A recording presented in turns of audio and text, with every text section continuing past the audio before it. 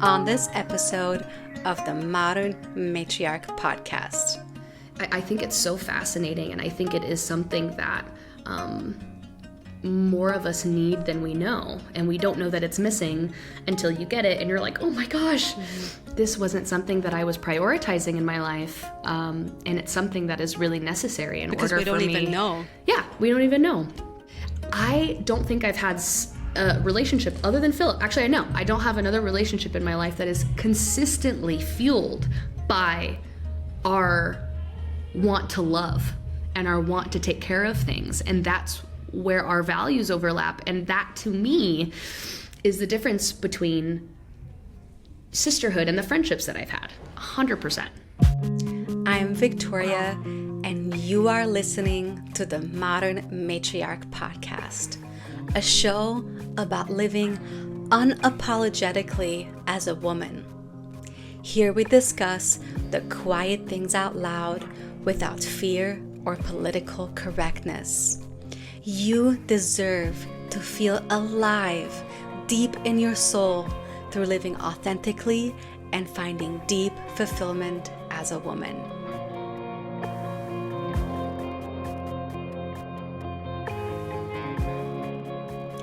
You are listening to the first season of the Modern Matriarch podcast.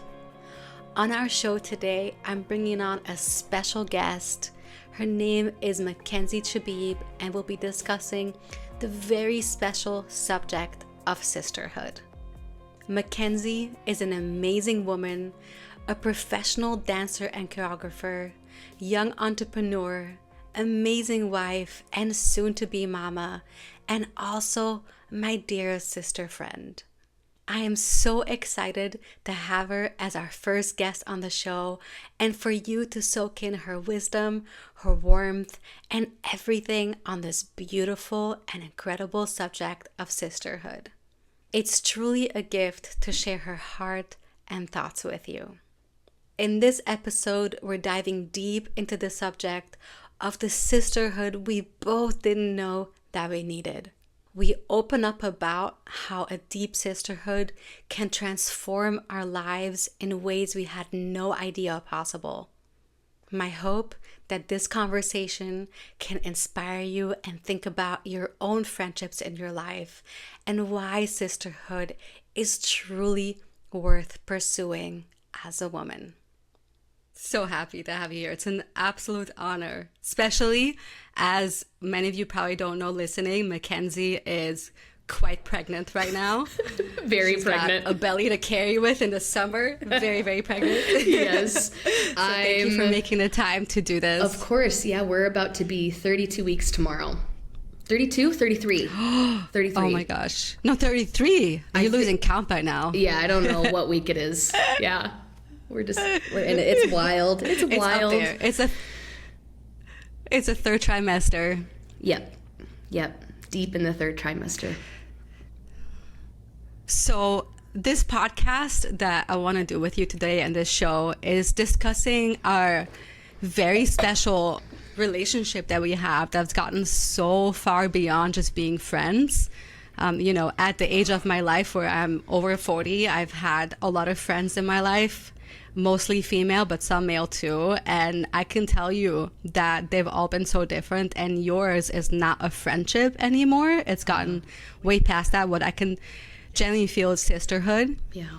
And I feel, you tell me how this feels to you, but I feel like sisterhood is really one of the missing links to true womanhood and feeling fulfilled as a woman. So I would love to hear what you think about that when it comes to just a regular, it can sound cheap when you say a regular friendship, but it's not to put that part down, but it's like, why not have sisterhood?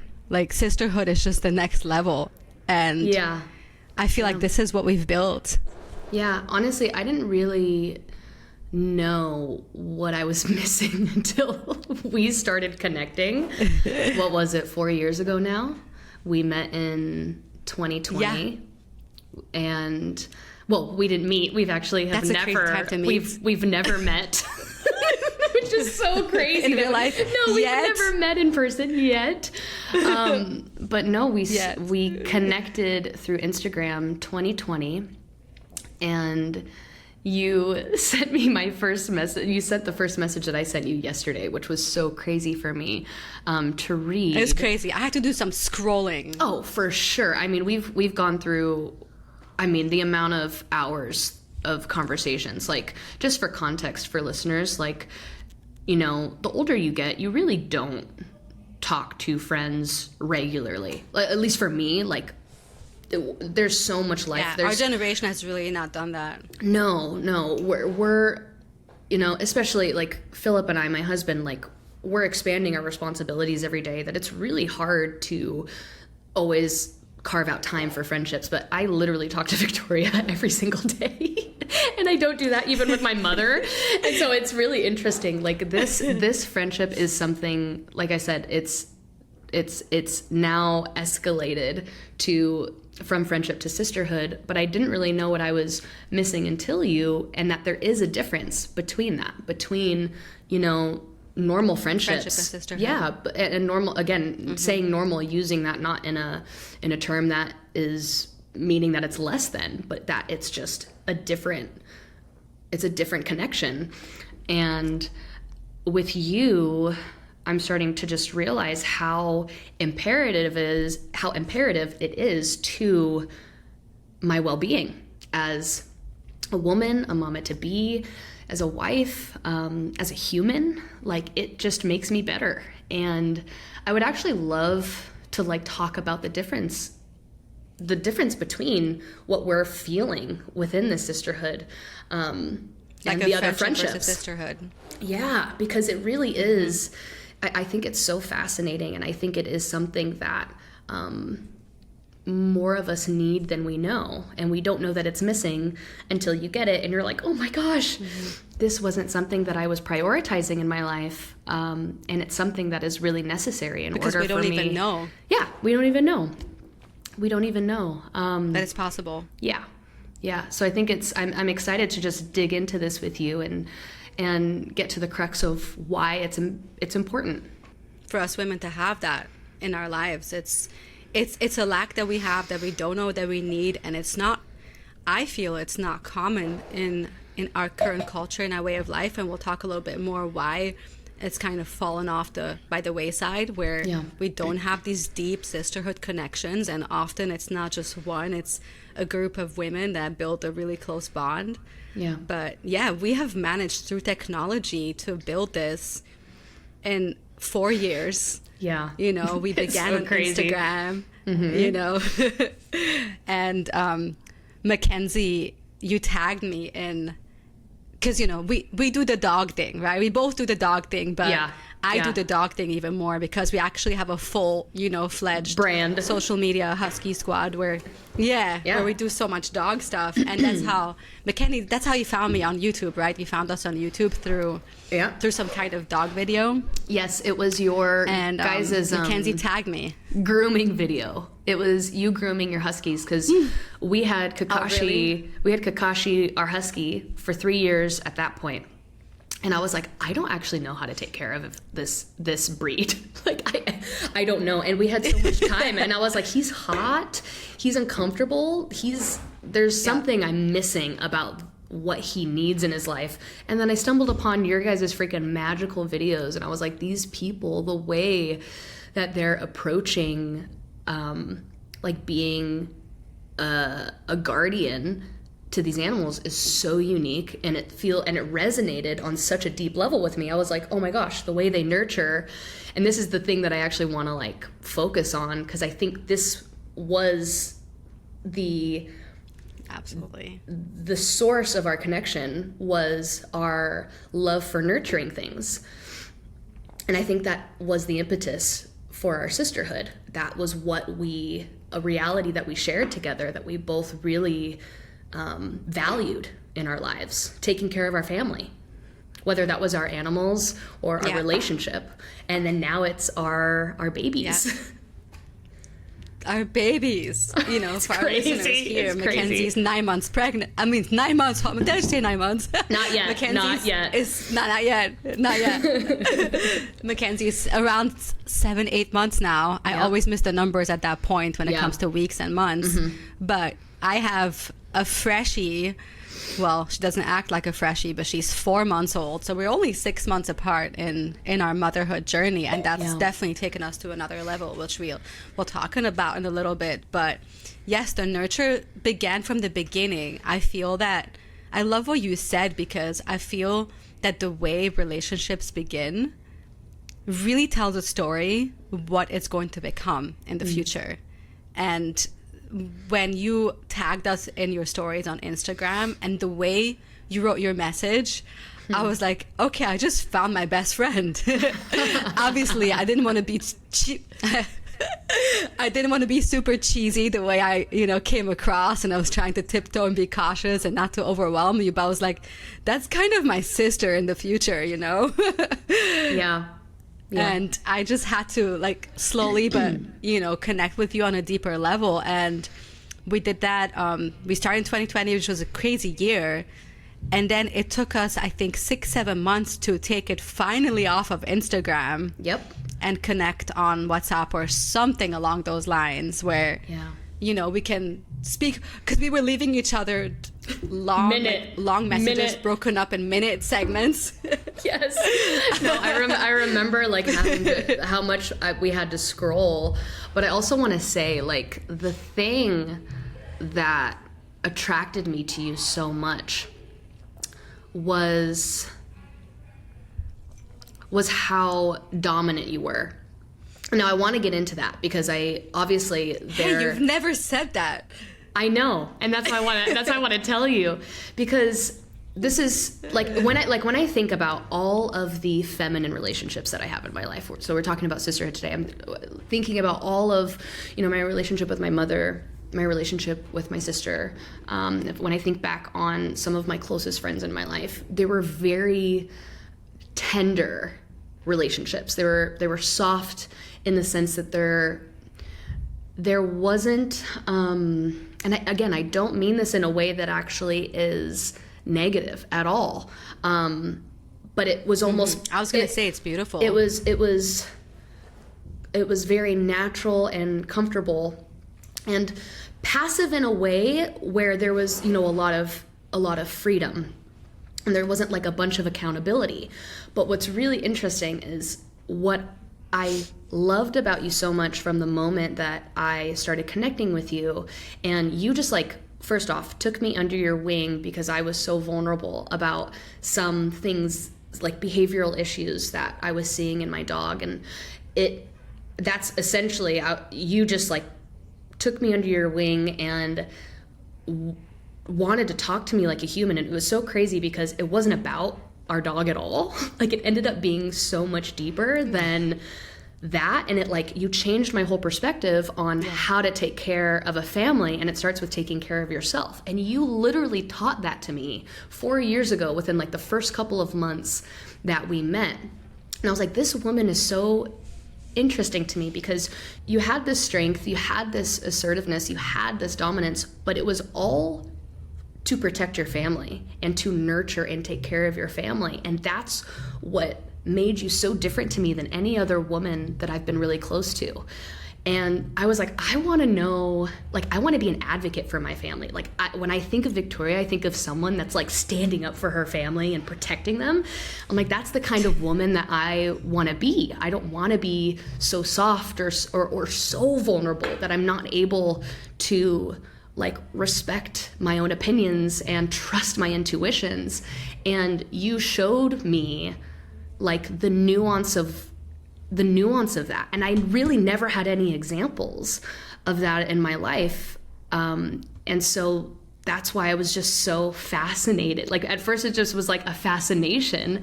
And then it turned into just this deep gratitude that I was able to communicate with you daily and learn from you. And it was crazy because learning from you, all it was you reminding me of what I wanted. And you were this person in my life that was like, it what wasn't... you had inside you naturally. 100%. And I think that is what a part of like our sisterhood, why it feels so different than other things that I've had, because it's not about you just, you know, giving me advice or telling me what to do. It was, you were kind of like this mirror, this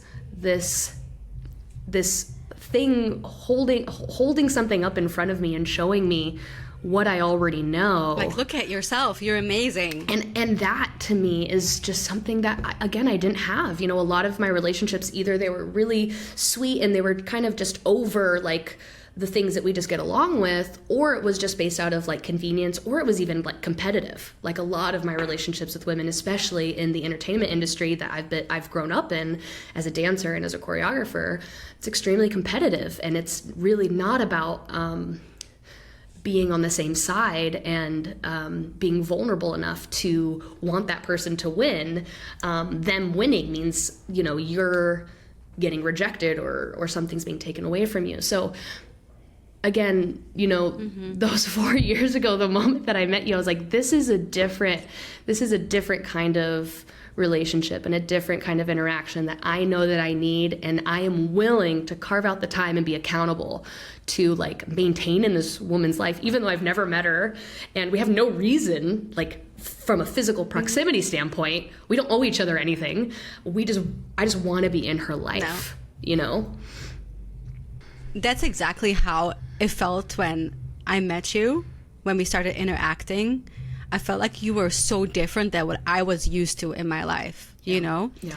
The competition was something I can so relate, even though I wasn't in the entertainment industry. I was in corporate. I've been in the business world, an entrepreneur.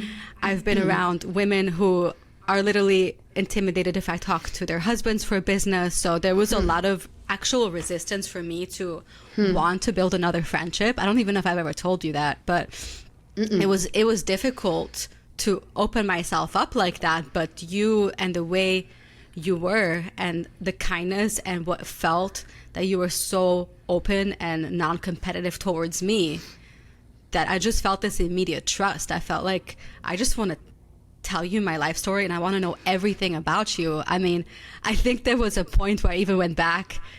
I didn't relate that you were actually in the entertainment industry to that extent where I can find old videos of you. But there was one point where I went on a tangent looking online for old stuff of yours. I was like, oh my gosh. You know, instead of going like, wow, this is a really cool friend to have, I was like, I wish I was friends with her when I was like 3 years old. That would have been amazing, even though I wasn't even born yet. But I mean, she wasn't even born yet, you know?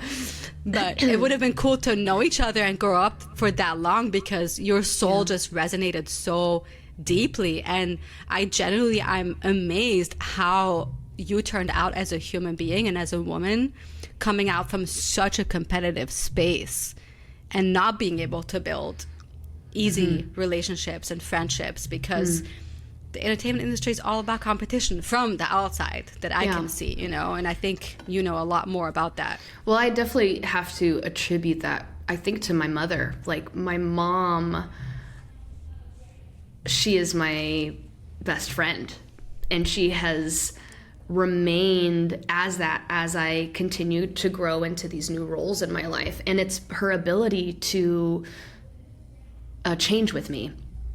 She is willing to grow and she's willing to explore. She's willing to be wrong, and she's willing to be curious. And I think because of that, growing up, even amongst the competitive female relationships that I had, you know, within the dance studio and the competitive space, my relationship with my mom was never that. It was never resentful or competitive.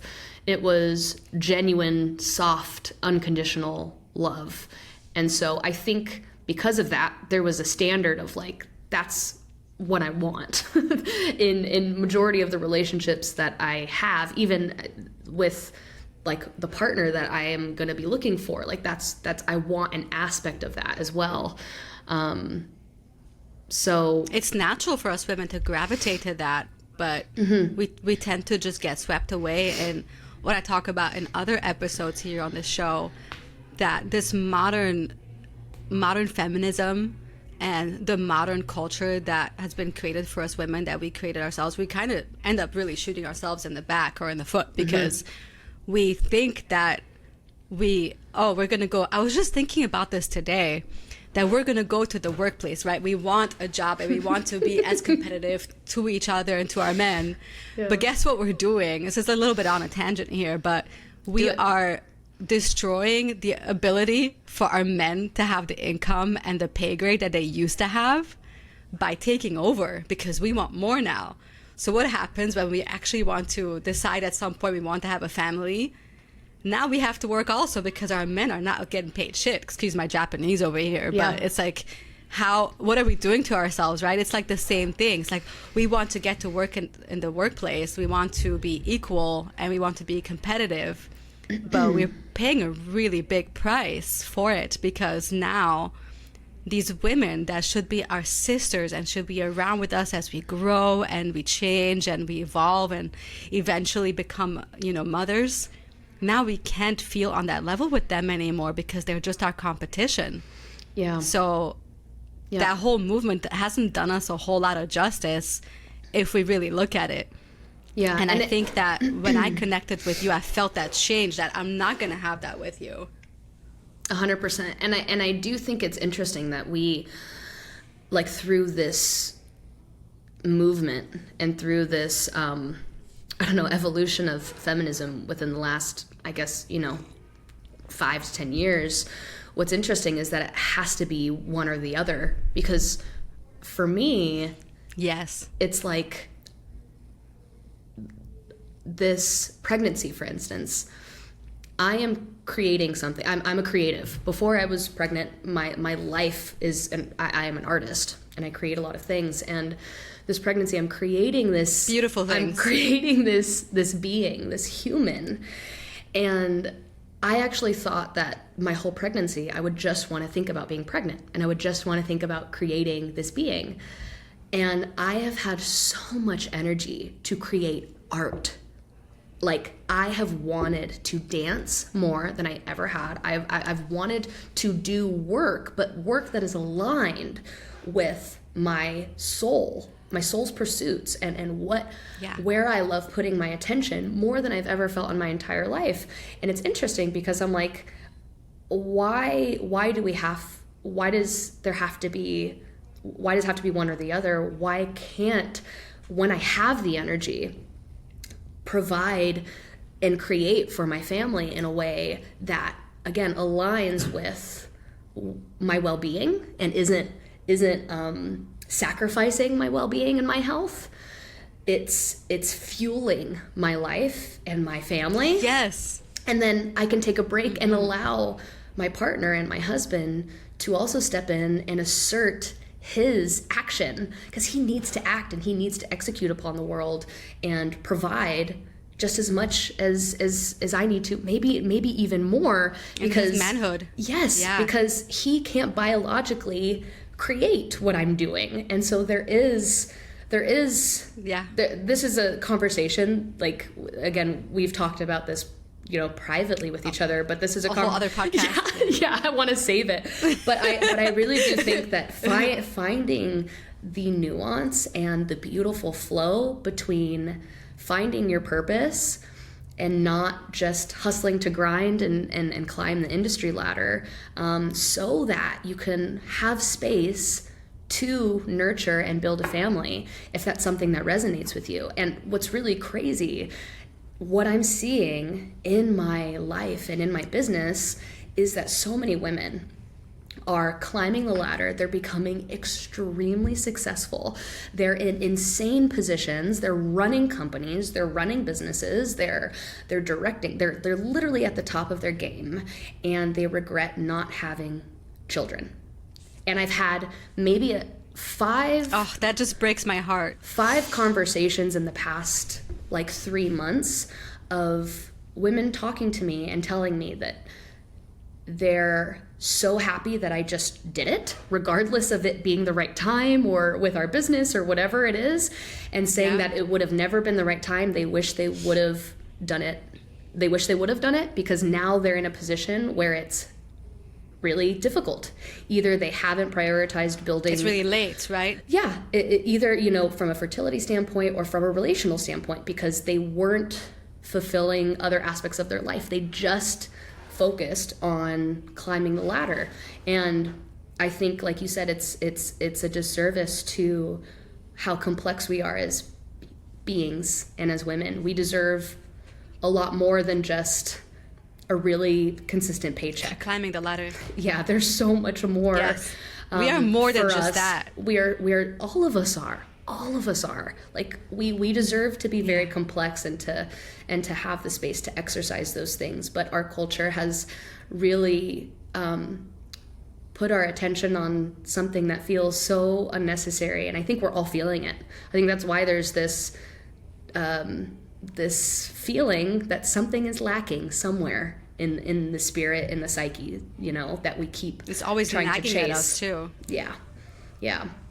Honestly, a lot of this podcast idea is inspired by our amazing conversations, deep conversations, and we send each other messages on WhatsApp. They're like half an hour long at a time. Yep. And they just go, and we always look forward to listening.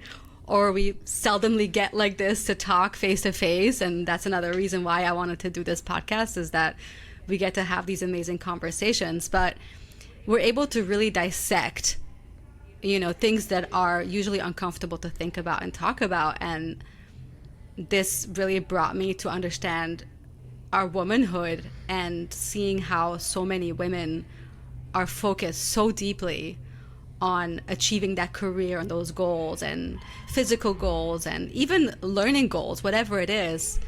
But we leave our beautiful, fertile years just behind us, and we don't realize that time is just going.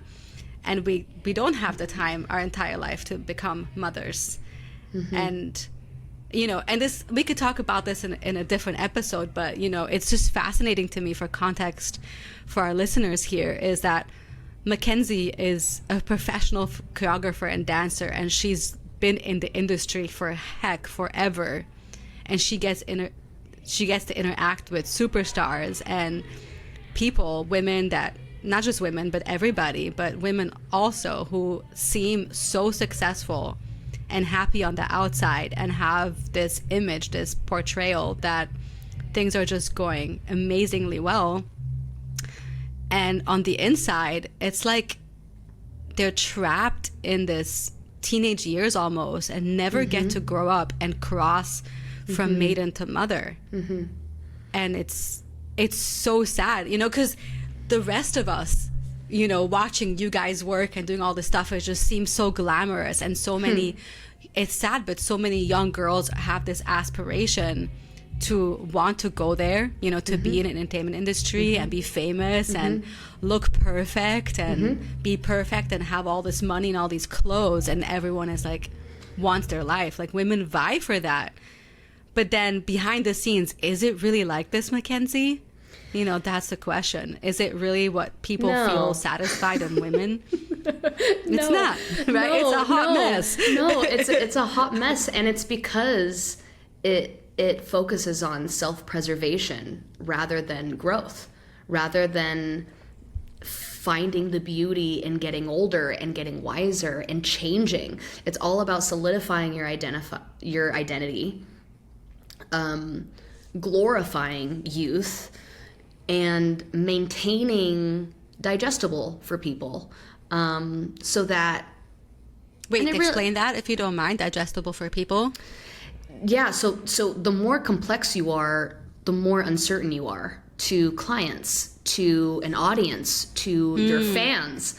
But yeah, the more that your identity is easily understood, you know, I'm white, I dance, and I'm a contemporary dancer. Like, that is who I am, and that's all I'll ever be. It's like a label, like a box. Yeah, and that is, I mean, you grow within the industry, you literally grow up into that, because you're getting typecasted, and you're that's literally what the experience of being in the industry is being something that you aren't, and not having the space to be more than that, because it means to grow. It means your survival is actually threatened, because if you're not booking gigs or you're not getting hired, you can't pay your rent or you can't pay your mortgage. So everybody here, at least, in your early 20s, when you're just,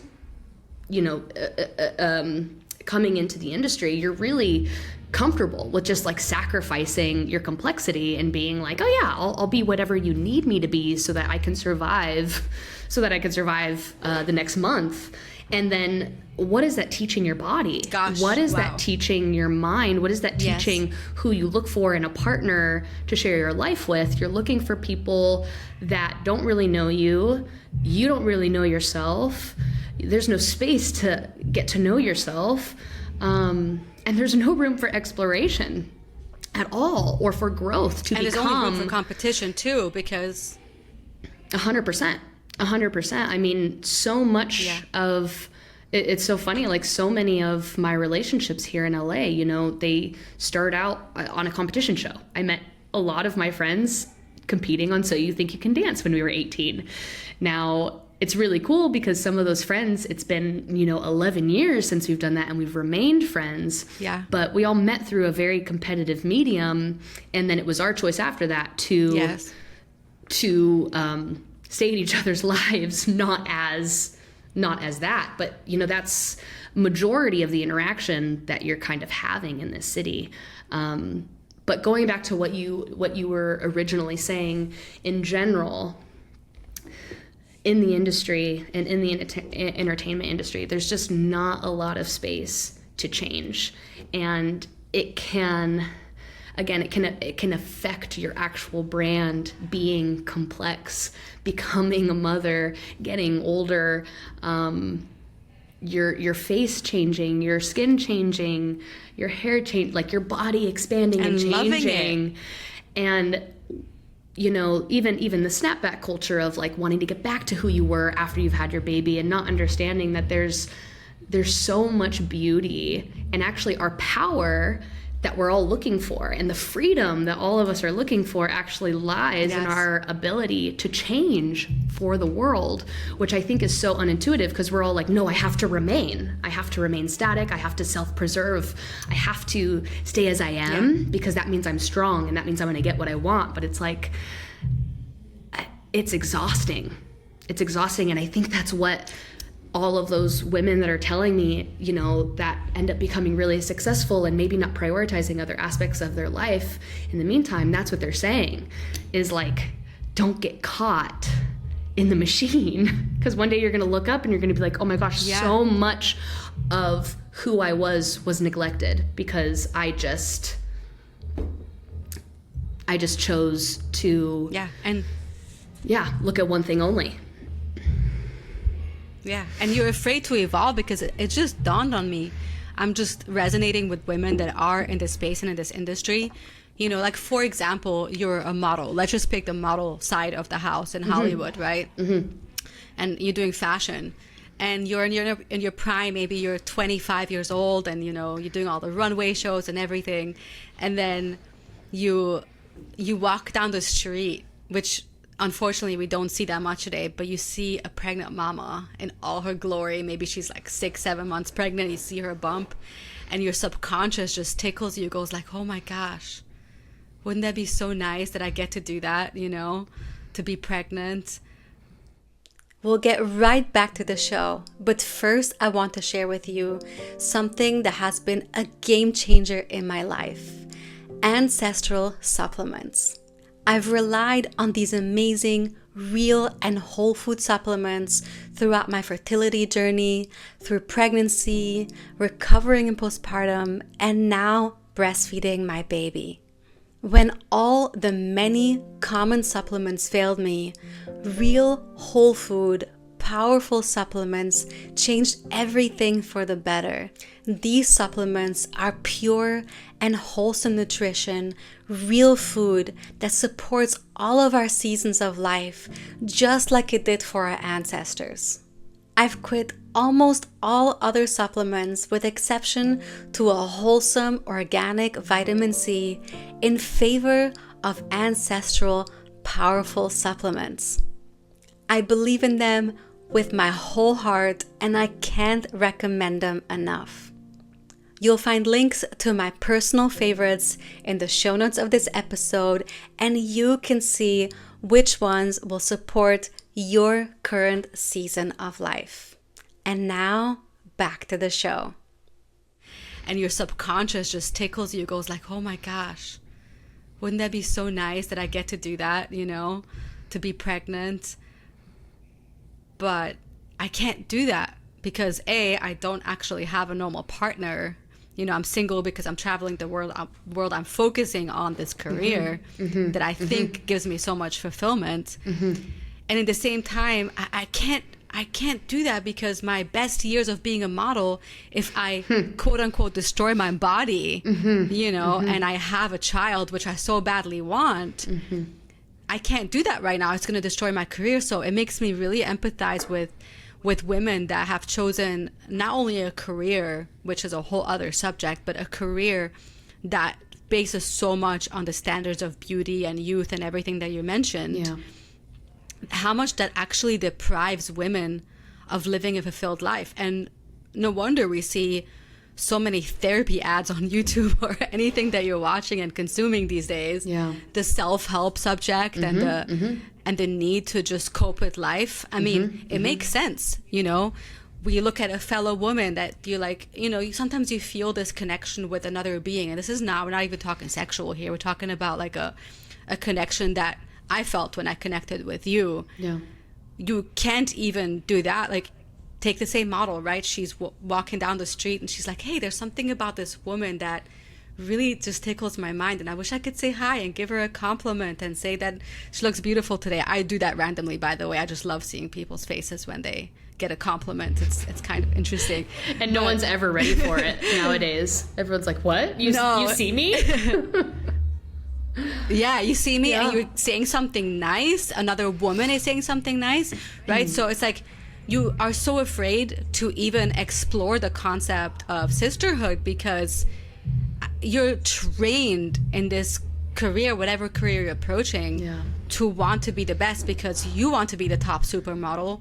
Like, you don't want someone else to take your stage because it literally threatens your livelihood, right? It threatens your income, which goes back to what we've done to ourselves. So we're so focused on being the breadwinners that we kind of got ourselves here, which is, a whole other subject. But it's kind of unfortunate to hear how so many women don't even get to or allow themselves to explore sisterhood and reap the incredible benefits that comes along with that. Because like Makenzie said in the beginning of this show, there has been no more fulfilling relationship with a woman. And I think I told you that in an audio message a couple of weeks ago.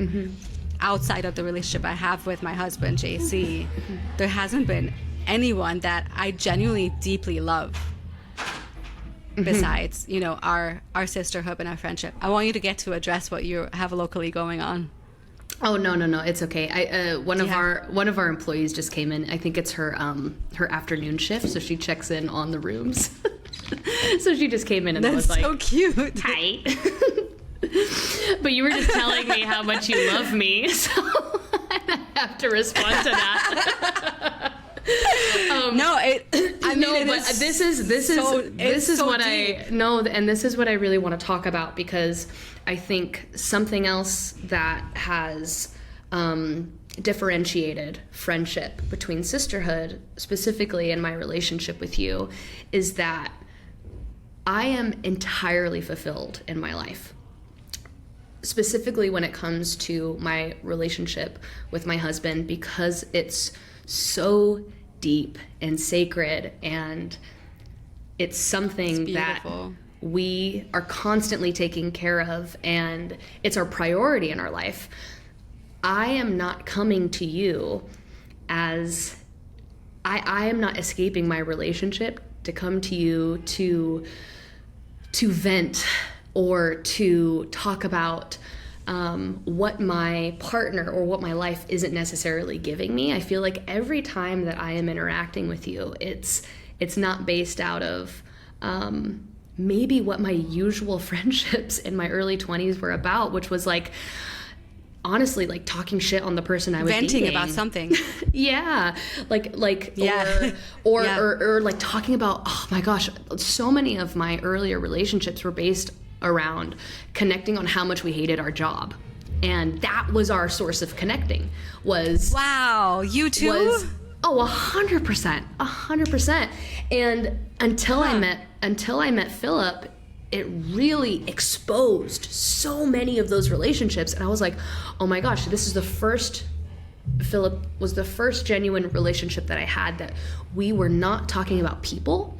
It was not about people. It was about values and ideas and our past selves and our families and who we want to become and what we want to build. It was so much bigger than like just localizing like frivolous exchange and experiences and career and all of that. It was so much deeper than that. And then I found that with you. And like you said, it's interesting because it feels like it's obviously not a sexual relationship, but it feels as deep in the sense that it is so deeply intimate because it's so much bigger than just connecting on what we hate. It's actually connecting on what we find beautiful in the world and what we love. And I don't think I've had a relationship other than Philip. Actually, I don't have another relationship in my life that is consistently fueled by our want to love and our want to take care of things. And that's where our values overlap. And that to me is the difference between sisterhood and the friendships that I've had. 100%. That's incredible. I've actually never thought about it this deeply. I mean, so much of our conversations, we talk about how much, like, I have no problem getting all gushy with Makenzie and just leaving her all these, like, super gushy messages. How much I love messages. Love notes. It's crazy because I've never actually felt comfortable to feel this open and vulnerable to not care how Makenzie would receive it, because our relationship is built on love and nurture, and it's not competitive, and it's not based on venting, and it's not based on bitching about something. So we just get to really gush about each other. But now that we're talking about this, where this comes from, it all makes sense that we've gotten so close, because it's built on just feel good, authentically female bonding. Yeah, that's what it really boils down to. And it's not nurture like things 100%. And it's not like we don't talk about hard things, but it never yes. I don't know. It never gets to a personal point. It actually, this is what aspect of it reminds me so much of my intimate relationship with Philip, is because I feel like I have so much context and understanding. I feel like that my goal every time that I talk to you is just to love you. Like I'm only on your side, and I only just want to know who you are today. And I don't really care much about, like, I have no other strategy other than to just love you. And then there's no ulterior motive. No. And then when the other person can actually trust that, which to me is the bond that, like, that relationships have, is that moment when you both decide to trust each other, and you're like, okay, we're both in this, we're both gonna love each other. That to me is what we've been building these past 4 years, and it's just been so beautiful because I didn't know that was something, again, that I even needed, because I had that in my intimate relationship with Philip, but with a woman it is different. And I have to bring it up, and I want to, because for me personally, this is where it's been the most, like, literally necessary for my health. But, like, as we transition into parenthood, and the moment, that I found out that we were pregnant, there was obviously, in the first time in my whole life with Philip, a disparity of experience. And I'm like, oh my gosh, he's never going to know what this like what this feels like. And all we do, like we work together, we literally like work, eat, sleep together. Like our whole life, we are seeing the same thing. We're in the same room. And I'm like, man, this is one thing. He's not going to know what it's like to be pregnant or go through this massive physiological change.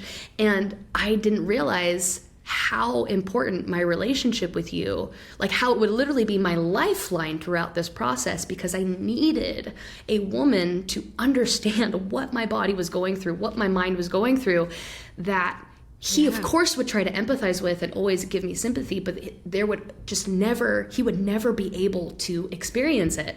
And that's why I think there's a lot of other ways that women need each other. It's not just through the pregnancy medium. It's not just through having kids. Yeah.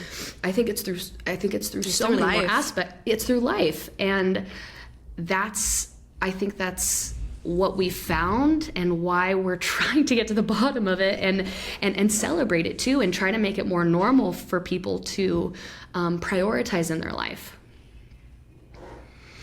Yeah, absolutely. 100%. I agree with you on every single point you just made. And equally, I come from a place where, just like you, we have so much overlap, but just like you, I am so deeply fulfilled in my almost 18-year relationship with my amazing husband. And we've been each other's best friends, and we've done all the things, all the growth and changes, and gosh, who knows what. But there's certain things that our relationships with our husbands and our men, it's not that they won't give us those things, but they're not meant to give us those things. Yeah. Right? It's like you talk about pregnancy. I remember when I was pregnant before you, and we were talking about all those things. You were asking me all those questions with curiosity, what I'm feeling. And, I'm sending you pictures and sending you updates. And I can literally say today, after, my baby's already here,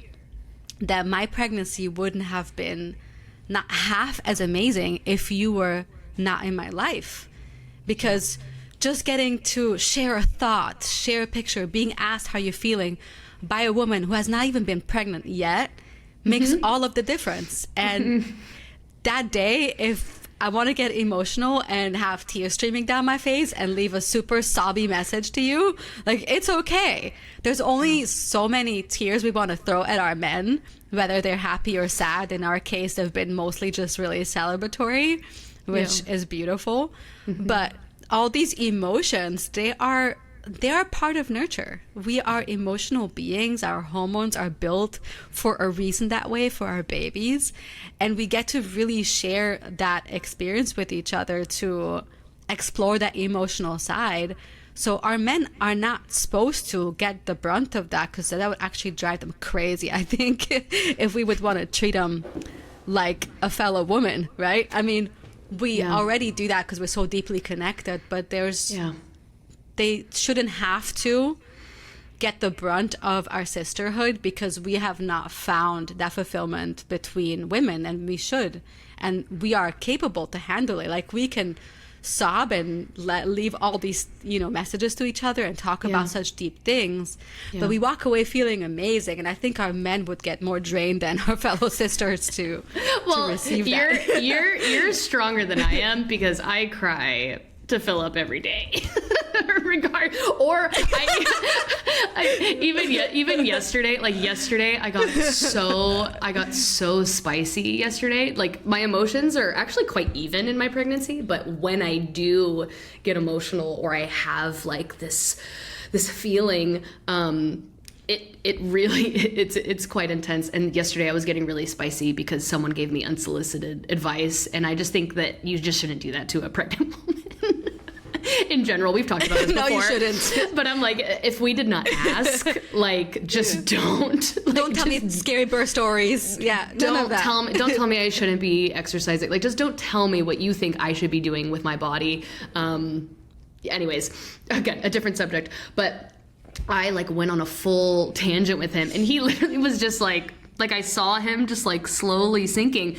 But this is the thing, is it's not about not being able to emote to him. Like, I'm going to emote to him just as much, but yeah. I love coming to you and literally hearing your response to my emotions. I love his response to my emotions. His response is completely different than yours, and that's what I get. That's what feeds me from our relationship, because he gives me... It's a different kind of response. Yeah, and he gives me a response that I really like, love and need, and it was really funny, and it's something that, again, he has no idea what that would feel like. But it's really fun to get his idea of what he thinks I should do next, or with that. And then if I were to come to you and say the same thing, you're going to give me an entirely different response that I love just as much, but it just gives me perspective. Like, that's all I have. I feel like it's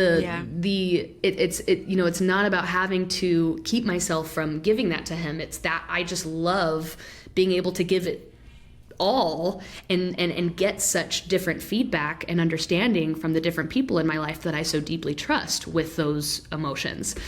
And that's what I love about you, is that I'm not going to get the same response from him. And I love that, because I like what you think and I love you, and again, you're a woman, and there's this natural understanding from a biological standpoint that we have with each other that is so beautiful and deep and profound, and it's something that's meant to also be explored just as much. And I've loved being able to do that. I love being able to do that with you. Yeah, and it's also so interesting because, you have a different dynamic with Philip as I do with JC, because we all have our own partnerships and relationships and what we do, and I know that it just oozes from your veins and everything you guys do. You have a very emotional open connection with Philip, and I love it, and I think that's why so many people love watching you guys when you're doing things together. And JC and I have that, but in such a different format. And after being together for almost 18 years, I understand his emotions so well, and he understands mine. And it's funny because when I talked about having you on the show and doing this podcast and seeing the relationship that I've built with you over the years, he loves that I get to have this really feminine energy emotion that I could never have with him. He loves seeing that side of me. He loves seeing the trust, the gushiness, the love we have towards each other. And he celebrates it equally as we celebrate each other, because it's something that he can never give me, really. Because most of the time when let's just be straight here. I don't not cry. I know how to cry oceans. I have done my share, especially in my younger years. And I think you've probably heard me cry even from sadness more than other people. But I know that when I come to JC with emotion, it's like he's there for me, like more like a rock. Like he is my rock. He's strong. He's got that big back, literally and emotionally, and he can hold that space for me. But then he'll have a really grounded, solid, logical response to me. That's what I get from JC, right? 100%. And I love that. I love that because it kind of pulls me back and goes like, okay, this is what you can do, Victoria. It makes so much sense. Like, he has pulled me out of some dark things in my years, right? And just being able to cope with stuff. But the way we get to interact and the way you respond to my emotion with emotion, and it just flows, and this whole feminine energy just kind of becomes like this nice mushy pile. Of like, like we get to do this thing, this feminine thing together. There's no way possible that I would ever expect that of him. And most of those things before you and I met, I was living those things in my own heart. And it was really hard to not being able to express that love and the emotions and all the feelings on a feminine level until we met. It's funny because I didn't actually even think about it till now as we're exploring this conversation. But it's beautiful how I've been able to just get that feminine response, like even when the hard dog passed away, Titus, and you know, seeing how you reacted to me, no one can do that for me. JC was my rock in the process, and yes, he cried himself, but then he became this fort for the family and holding it down as we went through it. But you allowed me to really mourn and talk and just repeat myself a million times in my emotions that I personally can't get that, and I don't expect men to understand that deep nurture emotion. It's from a different place. And it's something that we usually go to our moms for. You know, that's why we call our moms, or at least, you know, if you have a relationship with your mom, that's usually what you want, some sense of comfort and some sense of shared, you just want someone to share your reality, to help process whatever big thing that you're processing. But that's what I love, again, about the difference between even the mother relationship and the sister relationship. Because again, the mother relationship, it's so beautiful and it's so important. And again, we're not trying to like not have that in our life. It's or knock that. Yeah, it's the fact that the relationship that lies underneath it is this is the sisterhood that allows everything to be an equal playing field. And it's like, I'm not going to lecture you. I'm not going to even try to give you advice. I am going to try to... I am literally just going to understand you and listen to you and be there for you. And because I care about what you care about, we both love our people and our family and the things around us. Yeah.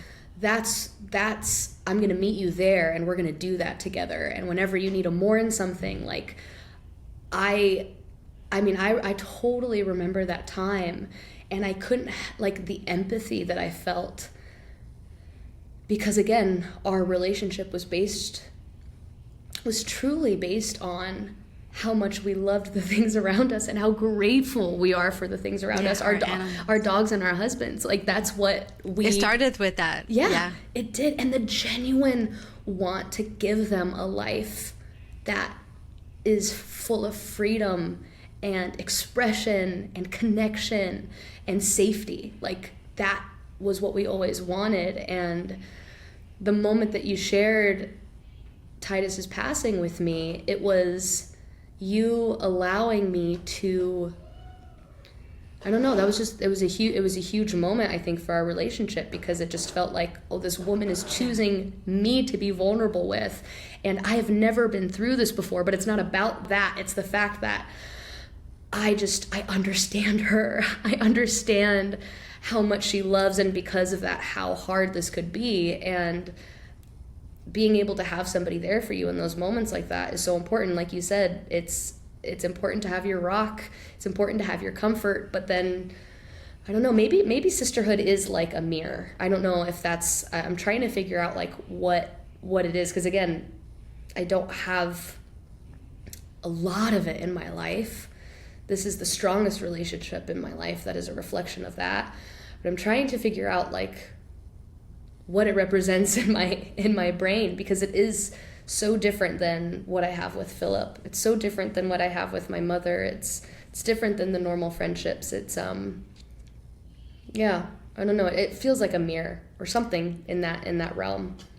Yeah, I think it's really, you know, and I remember that, like, we've shared all the things that we've gone through together and always been there for each other throughout those hard times. And this genuine, just I could literally feel my heart hurt when you're going through things. Yeah. And I couldn't go about my day the same way, because I just wanted to talk to you and nurture you and, you know, be there for you in the process of the things that you're going through. Yeah. And it just really makes me think about, you know, how did we get here?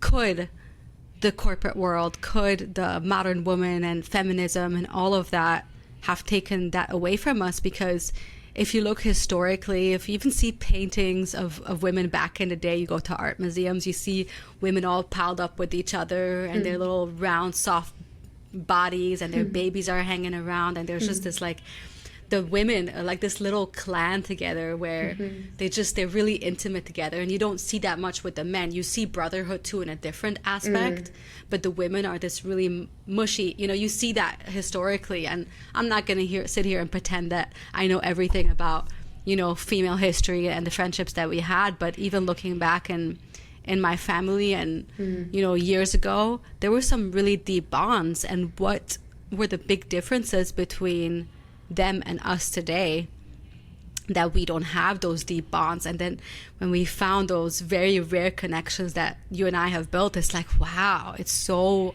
foreign to us, but yet in the same time so naturally familiar. And we have to ask ourselves what has brought us here. I'm not saying I have the answer, but I'm just looking at the differences in our cultures, you know, back maybe 150 years ago or 200 years ago to compare to today. What were women doing, right? They were not busy trying to climb the corporate ladder and outdo men and do all those things. They were at home with their families and grandmothers and aunts and, you know, these little tribes of women. And that's when they seem to have had more of that, because they were sharing life, emotions, nurture, motherhood, versus being competitive towards each other. I mean, could that be one of the biggest reasons why it's so difficult to find our sisterhood today and our connections? And when we do, we're like, what is this? This is amazing. I didn't even know I needed that, but it's like the best thing in life, you know? Yeah, no, I think you're definitely hitting upon something. I also think it's just, and you've talked to me about this before, but it's not necessarily going back to that either, because we're living in an entirely different life. Our society and generation is going through many different things, and even like the struggles that we're facing, they need new answers.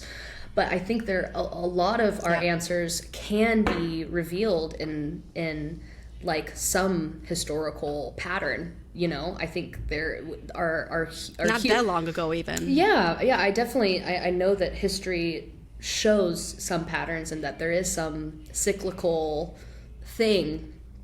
And you know what's funny? If I can add to that, maybe that will give you some more context to it.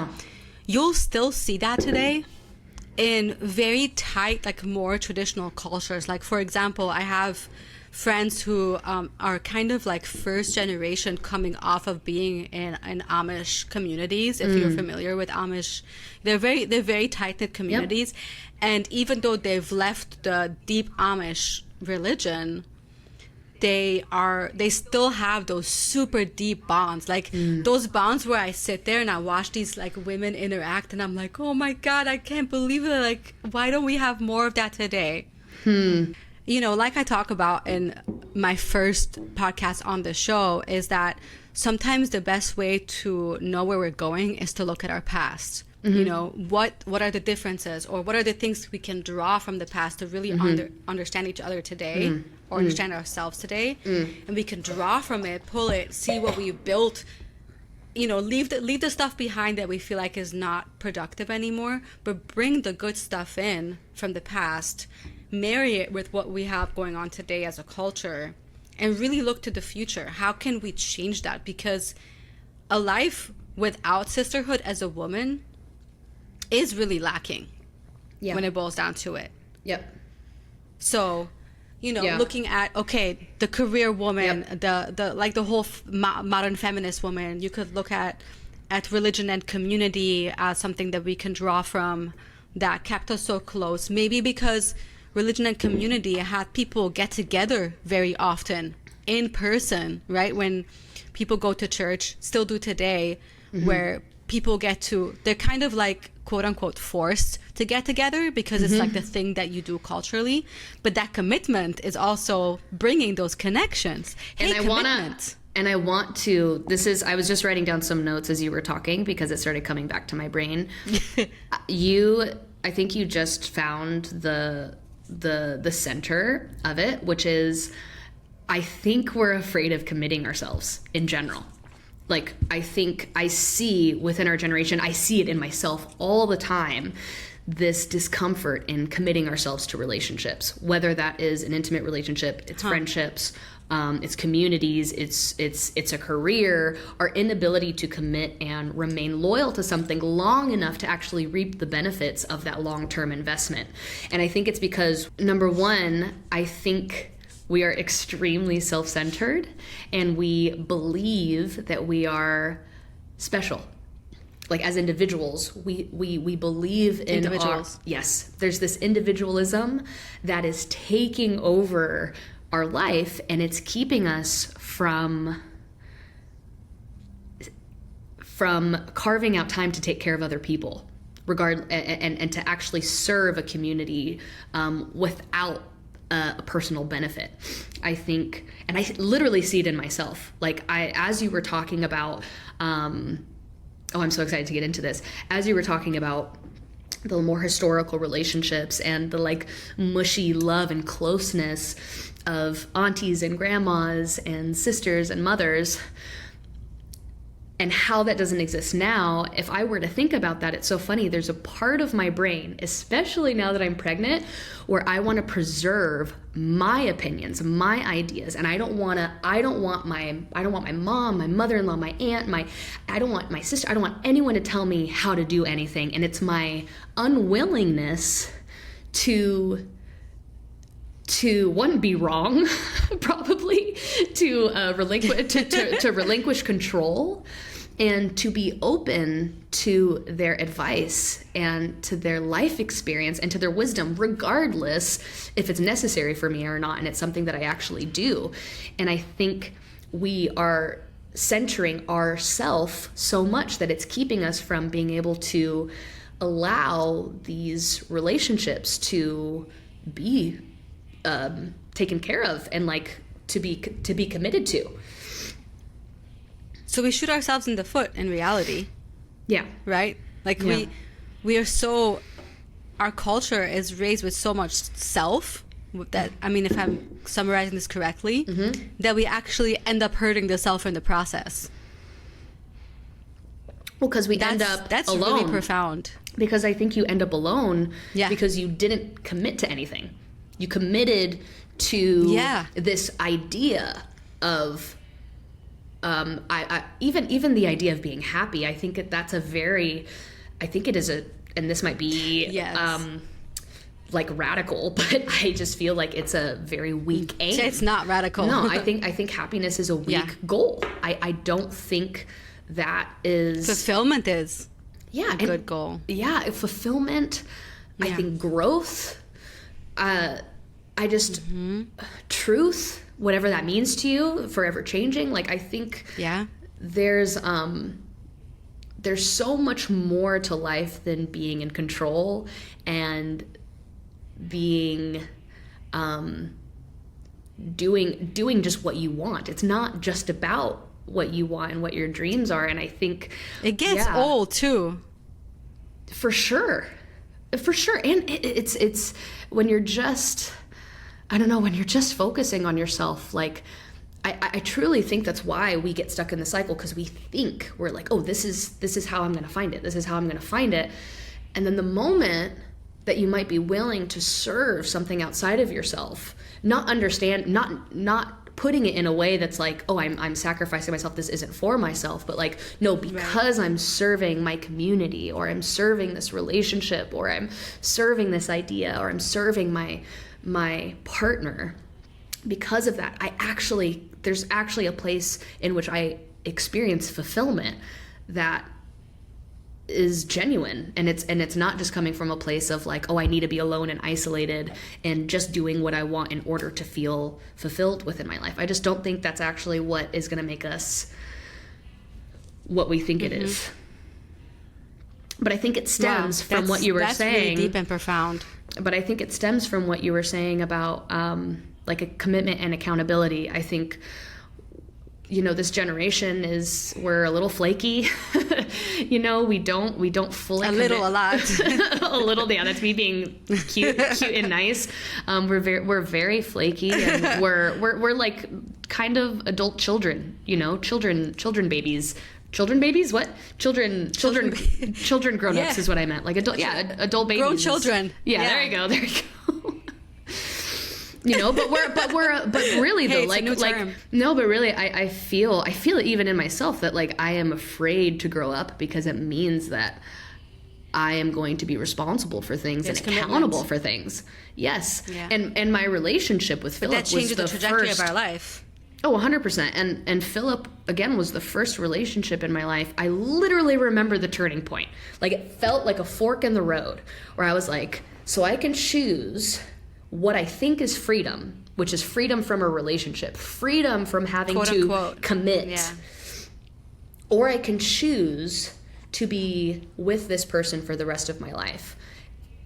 Not knowing that actually choosing to commit myself to a human being, that is obviously there's so much like subcategories to this, because I'm committing myself to somebody that wants the best for me. I'm committing someone that takes care of me, that loves me, that pushes me, that challenges me, that Making the right choice too. Yes. Choosing this unintuitively gave me way more freedom in my life than whatever I thought being alone would have done. Alone. And I think, gosh, that's so beautiful. I love that. Like, I want to throw it into a quote because it's so profound what you just said. It really is, and it continues. And now I'm even learning this now through pregnancy. Like, we all hear that marriage, you know, the old ball and chain, like, get ready to, you know, be. Good Lord. Yeah, there's barefoot just like, and pregnant. Yeah. It's just like. And then when you're pregnant, your life is over. Like, oh, you have kids, yeah, your life is over. Yeah, like, you have kids, your life is. Mm-hmm. Yeah, all of these ideas around commitment and villainizing loyalty, and it leaves you alone, and it leaves you neglected, and it leaves you vulnerable to people and to circumstances and to situations that aren't looking out for your best interest. And every single thing in my life that I've committed to that was good for my health and that aligned with my values has given me more freedom. And it's so crazy because that is what pregnancy is now doing. It reminds me of that moment, that fork in the road that I had in my relationship early on with Philip, when I was like, okay, am I going to do this? Like, am I going to go all in? And I chose yes. And it felt like faith that was guiding me, because I couldn't see. I never committed myself to anybody like that before. I never was like, oh, this is, no matter what happens. Like, I'll give you my soul. Yeah, and no matter what happens, like, we're going to figure this out. Like, there's no world in which we are going to be apart from each other. I had never made that kind of commitment, and it was terrifying, and it was not easy, and it was not intuitive.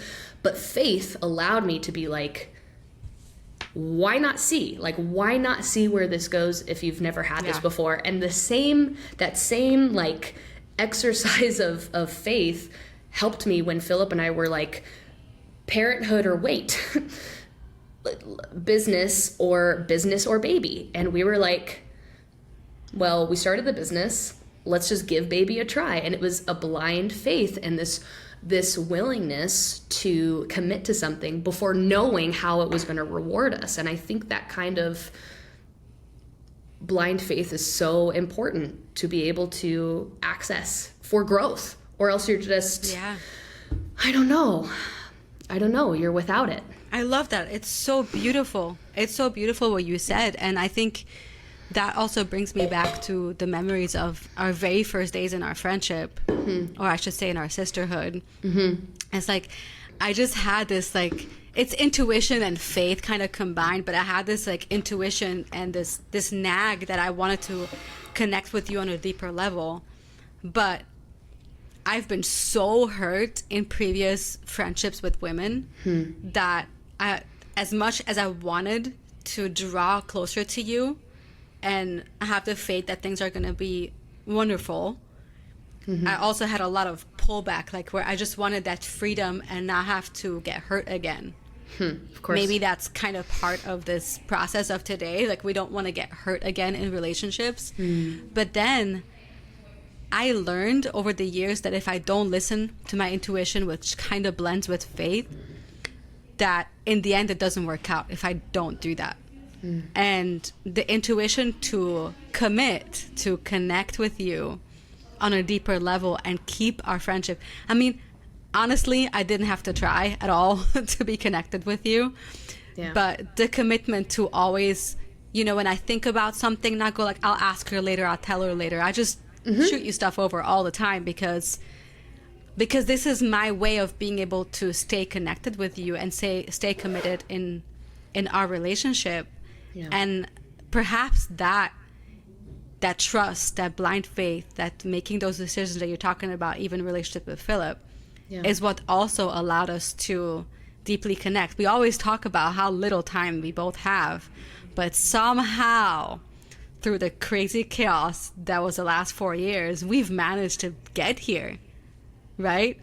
And it doesn't come from a place of not wanting to be committed. It is deep commitment, and it's given us the most profound, amazing benefits. 100%. And when I think about both of our lives, the past 4 years, crazy shit happened, Victoria.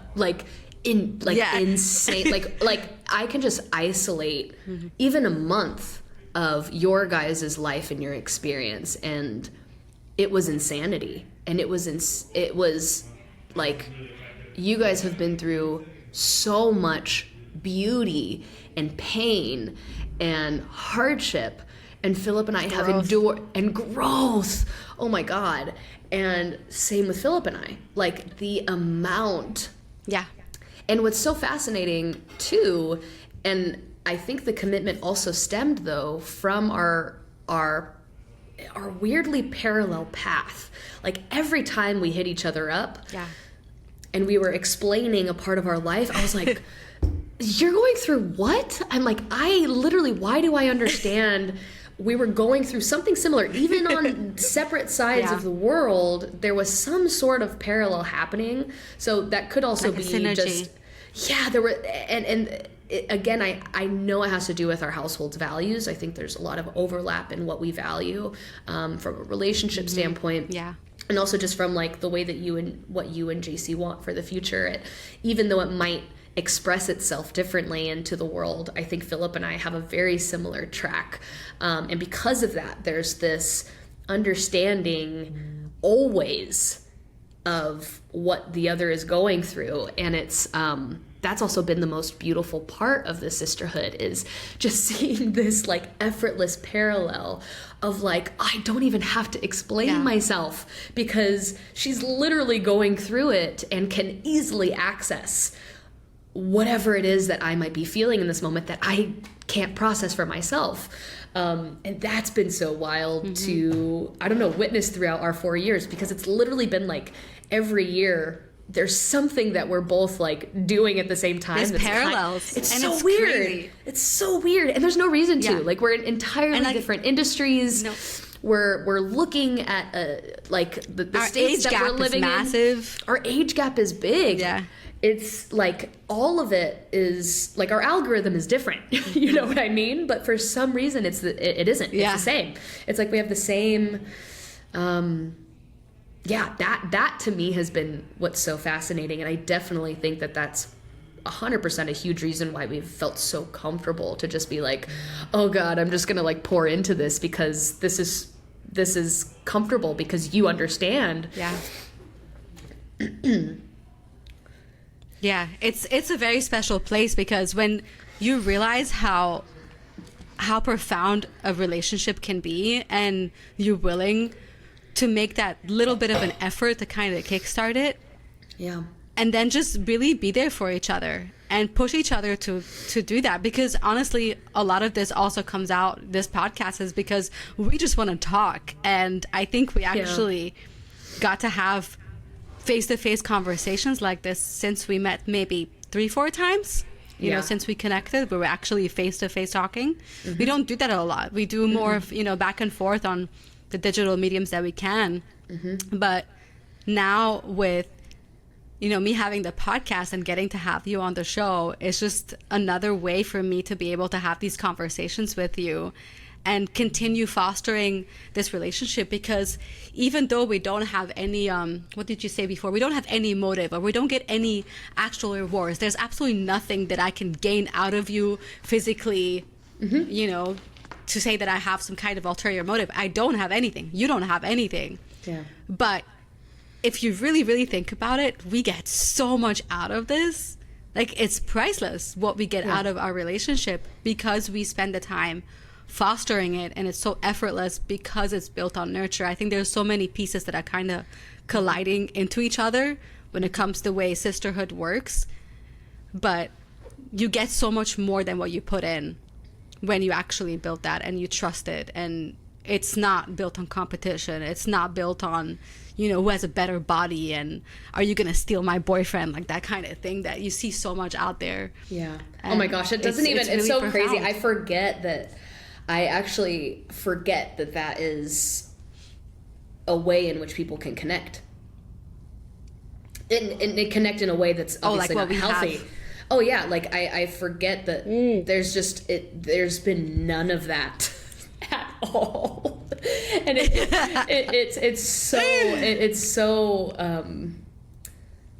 it's so beyond that, and it's saved me so much energy. And I think that's also what's like quite unintuitive about it, because you would think that, like, you know, carving out time to send someone a 30-minute audio message is taxing. Back to back, 30. Yeah, but I'm like, it's fuel for me. I'm like, oh my gosh, I feel ignited by our conversations. I feel so grateful to be able to listen to you. And I definitely think that is also such a beautiful aspect of our relationship. And I've talked to you about this before. But also so many relationships, friendships are obviously made in person. And so you're in real time talking and you're kind of overlapping each other. But with us, we're like pen pals.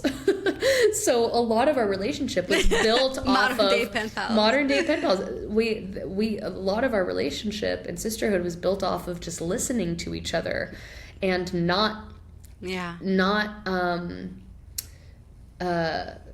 not talking over each other or imposing our opinions or reaction.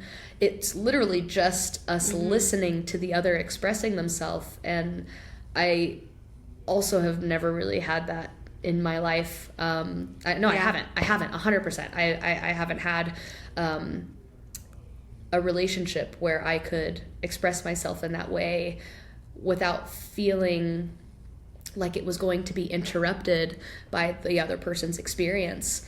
I got to fully say what I wanted to say. Yeah, I got to say exactly what I wanted to say, and then she'll get back to me when she can, and then you listen, and then you say exactly what you want to say. And it's just as like, again, this really fascinating, unique exchange of listening to each other that I think is so beautiful. Yeah, and it's so cool too. Another thing that I really, really like about our relationship and our sisterhood that I've never had with anyone is, I remember that too in the beginning, because, and you have that I think also with Philip, but you have this amazing relationship with your husband, which starts as a partnership right before you even get married, and you just live it and you love it so much, but you're so used to being around other women that are constantly complaining about their relationships that you're kind of silenced into not saying anything, because you don't want to sit there and say, hey, my life is freaking great, I love it, I love my husband, everything is I don't have to worry fantastic, about any of that so shit. you're just kind of like so it's like you're just sitting there, you're like, well, that's a topic we can't talk about. And then I felt that for years. You know, I have a very long relationship with JC, and there's nothing I can express to anyone about. It's nice to be able to kind of talk about how amazing someone is in your life, especially someone as incredible as your life partner, right? And I dabbled in that with you probably like halfway through our sisterhood.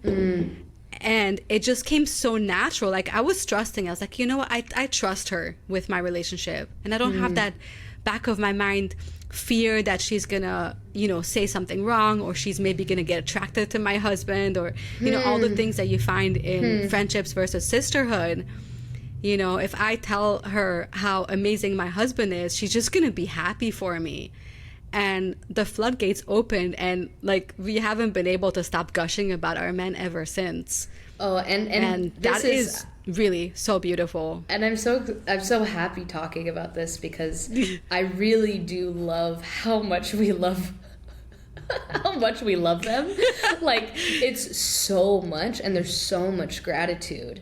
And obviously I feel that way with him, but to be able to, like you said, express that to another person confidently, knowing that it will be met with so much respect and admiration and safety, is the best feeling.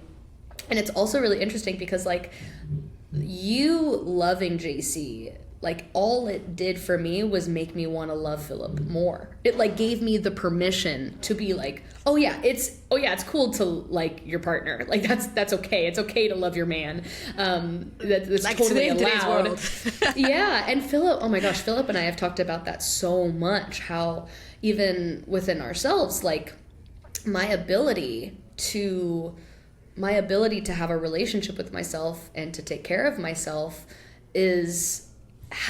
allows me that same capacity for another woman. So, like, if I'm not creating a good relationship with myself, it's going to be hard for me to empathize with other women if I'm constantly literally hating myself. Like, my brain doesn't know the difference between hating myself and hating someone else. Like, it's just gonna bleed over. And the same thing with a cycle. Yeah. Oh yeah. And the same thing with just like hating all men. I'm like, I think that's so complicated for a woman that's in a relationship with a man, because it's like, I need to have you on a podcast about this. Oh yeah, because I'm like, if you get on that train, I'm like, oh, that is gonna be so complicated. If you truly want to have a really deep and meaningful relationship with your man, to do both is impossible. Like, it's impossible. And there is absolutely a way to differentiate the people that you might have distaste for or not want to be around. There's a way to differentiate that from an individual versus a whole sex. Exactly. It's just like, it's so we've gotten into it, and we'll get into that. We'll have a thing about it. I want to really unearth this whole subject. Yeah, but I love that loving our men was also an aspect of our relationship. Because again, I don't have any other, I don't really have any other, keep saying friendship, but sisterhood in my life, where we bond over how much we love our person. Genuinely, like how grateful we are and how we want to be better for them, and how could I make more space for him, and how are you doing that in your life? I'll never forget, by the way, this is I don't know if I've ever told you this, but you said this like in passing, one of your audio messages maybe a few years ago, but you were saying how you gave JC the room to make like a financial decision. And you were like, I really want him to be able to like exercise his dominance and his manhood by taking care of our finances in this situation, and offering him like the freedom to do that, because his intuition is really incredible. And me stepping aside. Yeah. And it wasn't, and you weren't saying it in a way that's like, again, taking any power away from yourself and what you're providing for the family. Not but it was at all. Like, it was just giving him the space to do something that you know he could just do well, and that you would benefit from, and that your family would benefit from. But specifically it being around finances was so interesting. And I see this in a lot of relationships now, where because women are coming more into power, and it is an incredible so much thing. Control. But I can see the confusion within the relationship of who is giving what, and if no one is surrendering, and if the woman isn't allowing the man to exercise his ability to provide, you are keeping him from being able to actually be the man that you want to be attracted to. Like, we are attracted to people that can provide and protect us. And if you never give them the space to exercise that and to mess up and to make mistakes and to grow, you take it away too, and to take it away entirely, like that's a skill set that they need, that you actually want to have in a partner. Yeah. And you saying that, it's our den, our safety. That's what we want. Yeah. And I remember you saying that specifically, last year, we went through an insane like financial crisis. Both of us. It was insane. Yeah. A lot of our world did, honestly. Like a lot of things got complicated for so many of us when it came to finances and the economy. And there was a part of me that was so afraid, like for instance, to sell our house. I was so afraid to sell our house. I was like, I don't want to get rid of my safety. I was petrified, and I was making the decision in fear and control. And Philip looked at me and he says, this is what we need to do. We need to sell our house. That's so beautiful. And he laid it out for me. It wasn't like he was doing it without thought or without strategy. We talked about it a lot, but I had to surrender my idea of what I thought was right. And I literally thought back to you, specifically when you were like, I want to give JC the freedom to control our finances in the way that he is intuitively capable of doing. And I was like, this is the moment. This is that moment. I'm like, I can either become this kind of partner and stunt him from being able to access his exercise himself. To exercise his right to choose what he wants to do.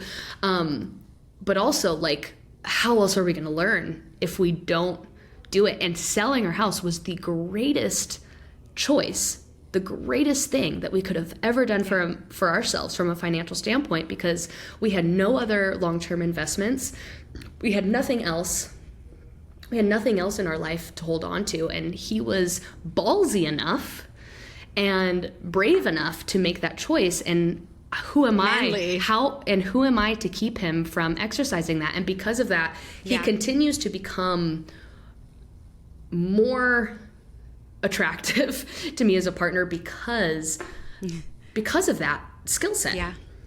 So I love the way that we've been able to communicate with each other, you and me, about how can we allow our men to be men, and how can we love them in that process and not stunt them or keep them from... Enhance them, actually, build them up even more. Yeah, and it's so crazy because it literally has never taken anything away from me. It's only made my life easier. I've only been able to sink more into myself and into what I actually care about, from a purpose place, from a career place, from just a personal, from where I live in my mind. Like, him being better literally doesn't take anything away from me. And it's just really, really cool that within our sisterhood, that's something we practice together, is like, how can we make them better? And I've never had that before in my life. I think it's so rad. It's so cool. And it's so opposite of what we're seeing right now in our culture. It's entirely like, let's completely strip them down. Let's literally hate on them from just like the mere, just because they're a man. Like, let's just start there and hate them and not give them any room to grow. They're born wrong. Yeah, it's just like, it's so crazy because it does not benefit you in any way. Like, it literally does. If you want to have a healthy, strong standing relationship and the freedom that we're talking about, like, it's impossible to do that with that kind of mentality. I don't know what that goal is trying to get to. And I don't understand it. Well, I kind of do. There's so much that you said here that I want to touch on. I feel like this show alone can be about 4 or 5 hours if we allow it to go. So we'll have to break it at some point and do more of this. For sure. But what you said here is like, one is that we're able to discuss these things that are usually so uncomfortable to talk about. That's so beautiful about our sisterhood too, is that not only do we just really care about each other and what we're going through in life and nurture ourselves, but we are also there's such ease between the both of us to have conversations that challenge our very own beliefs. Because I just want to be really honest about this. It's funny because just in 2019, I actually have a post looking back on Instagram where I'm with one of my dogs, and I was like, society told me to have kids, and I already have kids. I just have paws, you know, and blah, blah, blah. Like, that was just in 2019. That's really funny. I have been so wrong so many times over, and you and I have gone through so much unapologetic growth together, and we're not afraid to challenge our own minds, that even like this, to have a conversation when the whole world is like, yeah, screw men, let's just be a full-on matriarchy, and we don't need them, we can get semen from the bank if we want to have kids, like all that stuff. Here you and I are just having these like controversial conversations and really helping each other grow. You know, I have to admit that I was such a control freak in my relationship. Like, you talked earlier about the dominance that I have, that natural dominance. There's so much more to the history of that. But I brought that into my life and into our relationship, and I have admittedly really diminished the power that JC has as not just a human being, but as a man. I've done that. We've been together for 18 years, and I've been influenced by modern culture and feminism and, you know, like how much money I can make and how many business decisions I can make. And I've hurt myself in the process, and I've hurt him in the process. And when I was, you know, having these conversations with you, and that's so beautiful too about our sisterhood, is that I was able to just kind of like rationalize my mind and really challenge myself and think about and kind of admit to you that I'm going to change what I'm doing because I've been wrong, you know? I was really growing out of that past with you along the way, and never been afraid to talk about it. And I think that it's such a powerful space to be, where not like you don't put each other down, but you're able to go like, wait, I want to talk to her about this. I just want to talk this out and feel like I need a place to admit that I've been wrong and I want to change. And to be able to be that vulnerable is so nice, because, you know, there's so much growth that we're all going to do, and there's so many things I'm wrong today that I know I'll be different, hopefully, like in 5 years from now, or even a year from now. Yeah, that's the goal. I mean, that's what we should strive towards. But you know, it's like you were saying about our men specifically, that topic is like, it's not even giving him back the control, but it's realizing that I have been controlling him, and I need to stop doing that. Like, why am I controlling the decisions that he should be making? It's funny because I'm gonna bleed into different things here, because so much of our, you know, mindset today in our society is like, oh, we really care about the environment, right? Like, let's just like pick the subject, like, oh my gosh, like that becomes our religion, our family, our God, or whatever. But if you look at the environment, if you look at animals in the wild, and you look at couples that are mostly monogamous, you know, if you've seen any documentaries on animals or even watched them in real life, which I've gotten the privilege to do that, you see the male and female have completely different roles. And the male, most of the time, builds the nest for the woman. Like, he is the breadwinner. He builds the nest, and he does a really good job. There's like birds and fish that do incredible work building these stunning nests for their mates, and then they just finish with their job and they stand there and they do their dance as a bird, or they'll do certain movements in the water to attract that female, because, hey, look at this amazing nest that I built for you. And then the females will just swim by or fly by, go like, do I like this? Is this good enough for me? Is it safe enough for me? Can I put my babies here? Even if they're not monogamous, it's still like that need for, you know, not monogamous over the course of their life. Like, they have different partnerships through different pregnancies, but they'll still, for that period, because we need a nest so bad, right? And this is why you were so panicking about your house, because this is the nest that you don't even know that you need for your babies, right? But he is dismantling that nest, but he knows he wants to build a better one for you. But that is his job. This is not our job to worry about. And it doesn't make us less of a powerful human being. This allows us to just let go and do the nurturing and do the pregnancy. I mean, can you imagine men going through pregnancy? Like, that's very, very difficult to imagine, actually. But, you know, it's like, if I wish I could. I wish I could see the way that Philip would handle it. But it's very... No, they're not meant to. No. Right? Not at all. But like, when we surrender and we stop playing both sexes just because we think we should have the right to do that, it's really powerful what we can see our men achieve. And they can actually be, like you said, you become more attracted to them because they're exercising their natural DNA literally right in front of you that you are attracted to begin with. If you are being honest with yourself, if you're just going to be one of those women and go, hey, you know, my life is amazing if I sleep with 12 men in a weekend and I drink myself to death every night, I have no help for you. Like, this is not the right space.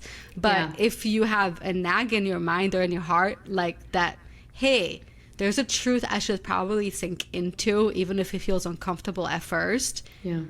If you let your man just be a man so you can be a real woman, it's magic. It's magic. And I'm so glad that you guys did that you were able to learn from my mistakes. I've made so many of them. God knows, so many of them. I was gonna say, I was like, I played that game of sleeping around and of drinking myself to blacking out. Like, I played that terrible game that you think is mating and that you think is, I don't know, fun and important. And thank God that there was something inside of me that knew this wasn't a life, this wasn't sustainable, and that allowed me to be open to a relationship like Philip. The moment, and it's crazy too when I think about our relationship at that point, like, he set really, because I was really young when I met him. I actually wanted to ask you something. I know we're getting to the end of this, but there was something I wanted to ask you now that we're kind of talking about our relationships, because I really do think our relationships are everything. Like, who you choose to live with, they influence your immediate surroundings, everything. What you're feeding yourself, if you want to have children, literally who your babies will be, where you're living, who your friends are, like, how you see the world is really it is extremely influenced by who you choose for your partner to be. And when I first met Philip, I was 22. I had just turned 22, and I was just like ending my phase of partying. And when I met him, I was so enamored by our immediate connection and who I felt like I was finally myself with him. And I was like, oh, when I'm with you, I see exactly who I want to be. And she feels, and again, it doesn't feel like I'm trying to be somebody else. I now understand that I have been trying to be somebody else by going to all these parties, by sleeping with all these different people, thinking that this is the game that I want to play. But now that you're in front of me, you are showing me the game that I actually, like, who I really want to embody and be. And I am so much more interested in who she is than whoever I've been playing. Right. But what I wanted to ask you was, like, within your 18 years with JC, that's so much time.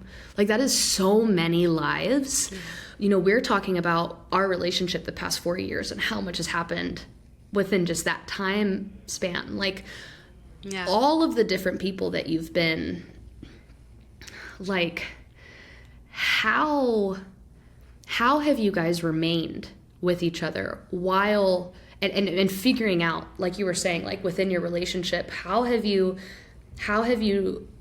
decided that it's, oh, I'm going to continue to land with you and not just sever this? And then also, how do you know when you are willing to change yourself and surrender yourself for him? And how have you done that in your relationship with him? I'm so interested to know, because that's not easy. You know, a lot of people, when they start feeling the discomfort of, like, needing to change for somebody or make space or commit, there's this want to, like, get out. But what made you stay in it? I love this question that you asked me, because I feel that only in the last, this is going to sound crazy, but only in the last 4 years, 2020, maybe what happened on a global level and our huge awakenings that we've had beyond the self, because everything was just about the self, even as a couple, right? That was like the biggest time of our awakening.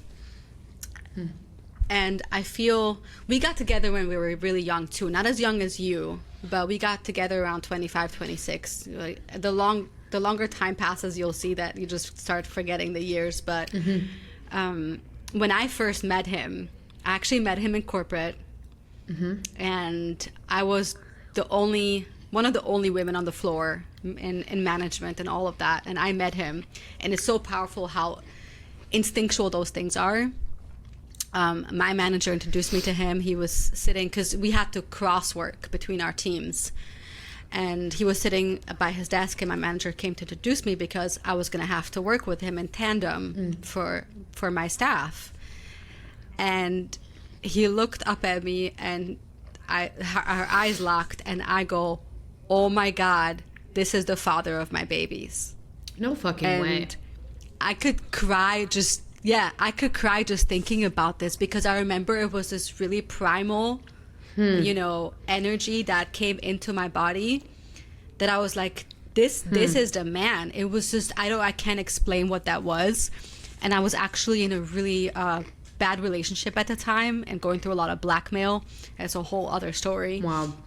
But I remember that our essences, our souls connected, and I was like, I don't know how I'm going to make this happen, but I need to do this, because this is where I'm going to get my children from. Whoa. And both of us, crazy, right? It's massive. Like, both of us come from such different backgrounds, and we both grew up with difficult pasts. Our families had a lot of challenges. Mine in my own way, his in his own way. Mine a lot more abusive and traumatic than his. But both of us weren't properly passed on the torch of what a foundation of a relationship is. And this is where I think my answer begins, to your question, is that today we're taught all these things. Like, we can talk about education and actual, like, going to school, whatever, and how much it actually means today. But life skills, one of the most important things in life that you can do, which is, having a partner, having a husband, and having children, and bringing about the next generation in our species, which seems to be a controversial subject today, but that's the reality of nature that we supposedly love so much, right? But we're not taught those skills for relationships, and we both came into the picture with very strong personalities, and we had a really strong fire and this knowing that we're meant to be together throughout our challenges. But we bumped heads, and every bump that we had just made us want to be together even more. It was just this thing. It's like, because every bump that we had and every challenge that we went through was like kind of us figuring out the things that we were never taught. Right? I've never seen an example of a good father in my life. I don't understand it. My mother had a lot of challenges within her relationship with my father. So it was just me trying to figure out, what does that mean to be a woman? I mean, I'll never forget where I loved creating jewelry and beading so much when I was younger. I think I would still actually like that today. That I actually tried to drag him into it with me and make jewelry with me. Like, what was wrong with me, Because I didn't understand the foundation of a woman and what makes our men tick. Like, he doesn't want to make jewelry with me.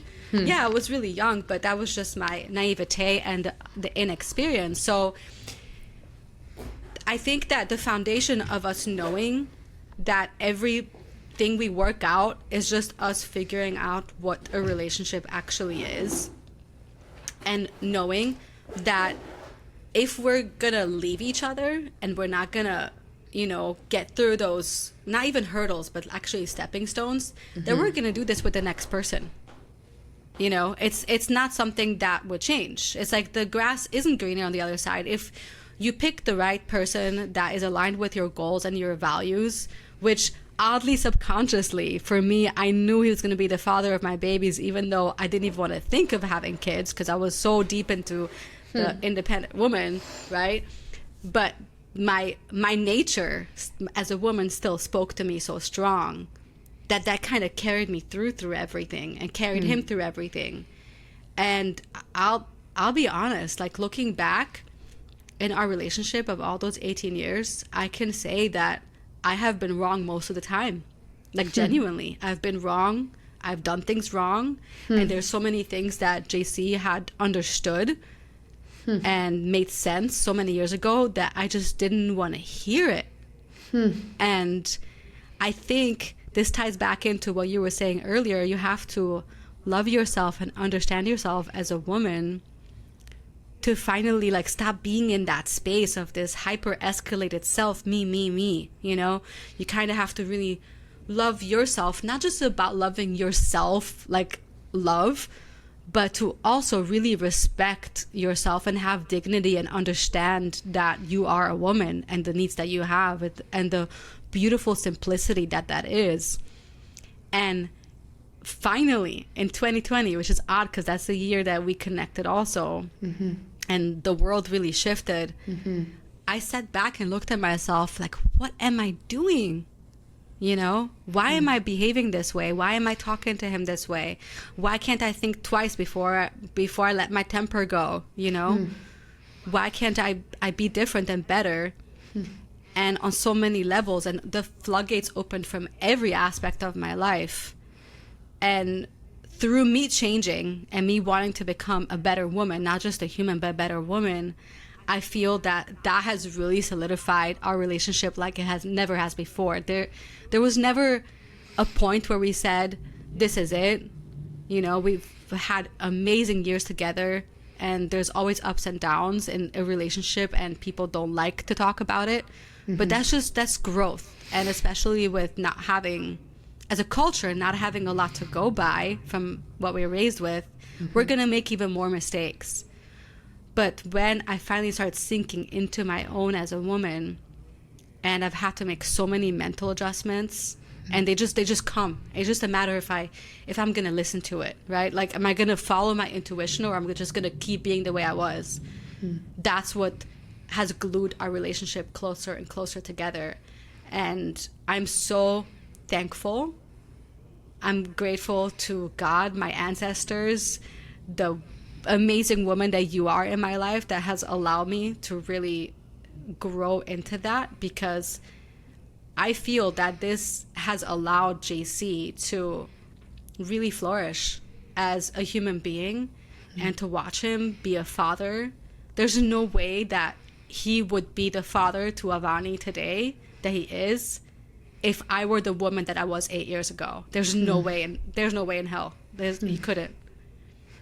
So the more I sink into my true nature as a woman, and the more I'm allowing myself to explore the difficult conversations, that has been a lot through you actually, it's been so profound, and it's paid off to me more than I could ask for, not just for JC, but our relationship it's changed. And the way we get to talk about our men like this, and it's like, there's another woman that loves her man and she wants to do what's best for him, and she wants to see him live an amazing life, like actually see him live fulfilled.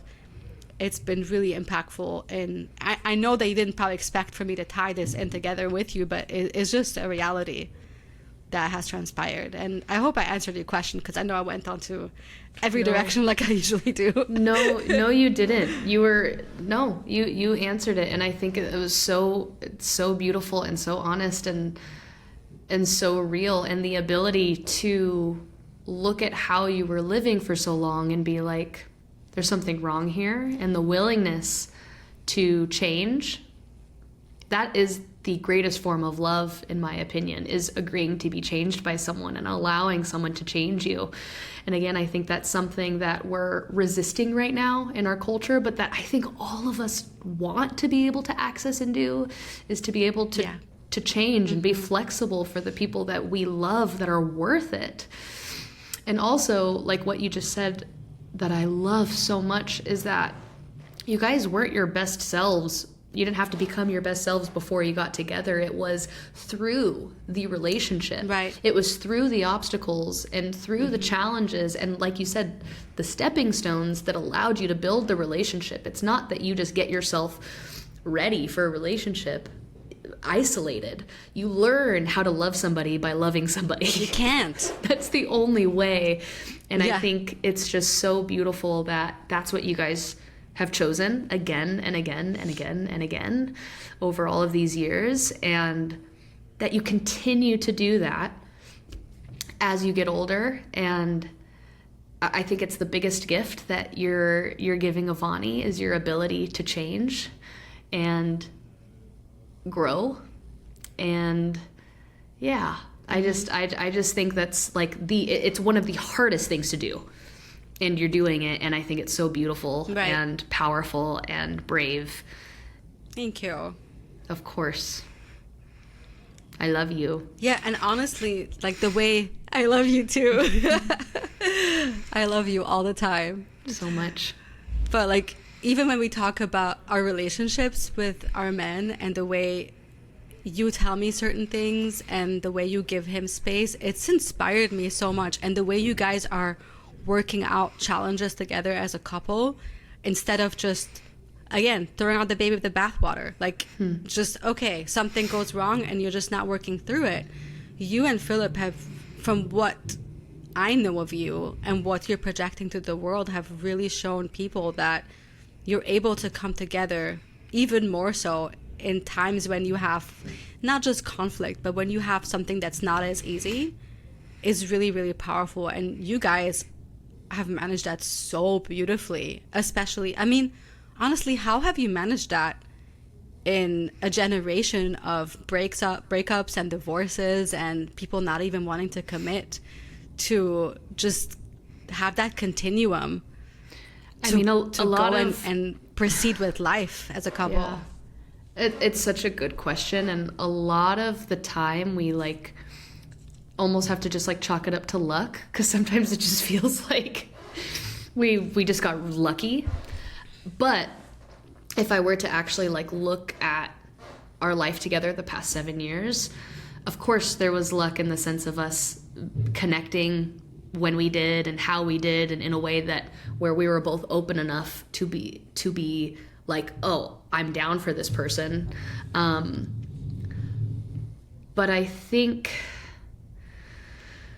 like, I don't know. Within the 7 years, it's not like I wasn't afraid of committing. I was petrified of committing. I learned how to love somebody for the first time in my relationship with him. I thought I knew what love was. I thought I had been in relationships where I knew what I wanted. But he showed me that I don't know anything about myself, actually. And he inspires me to want to know who I am. And he also inspires me to want to build something that I've never seen before and that I don't have like a template for, that we're seeing in our society. And right, a lot of it is intuition and faith. Like those moments where you're like,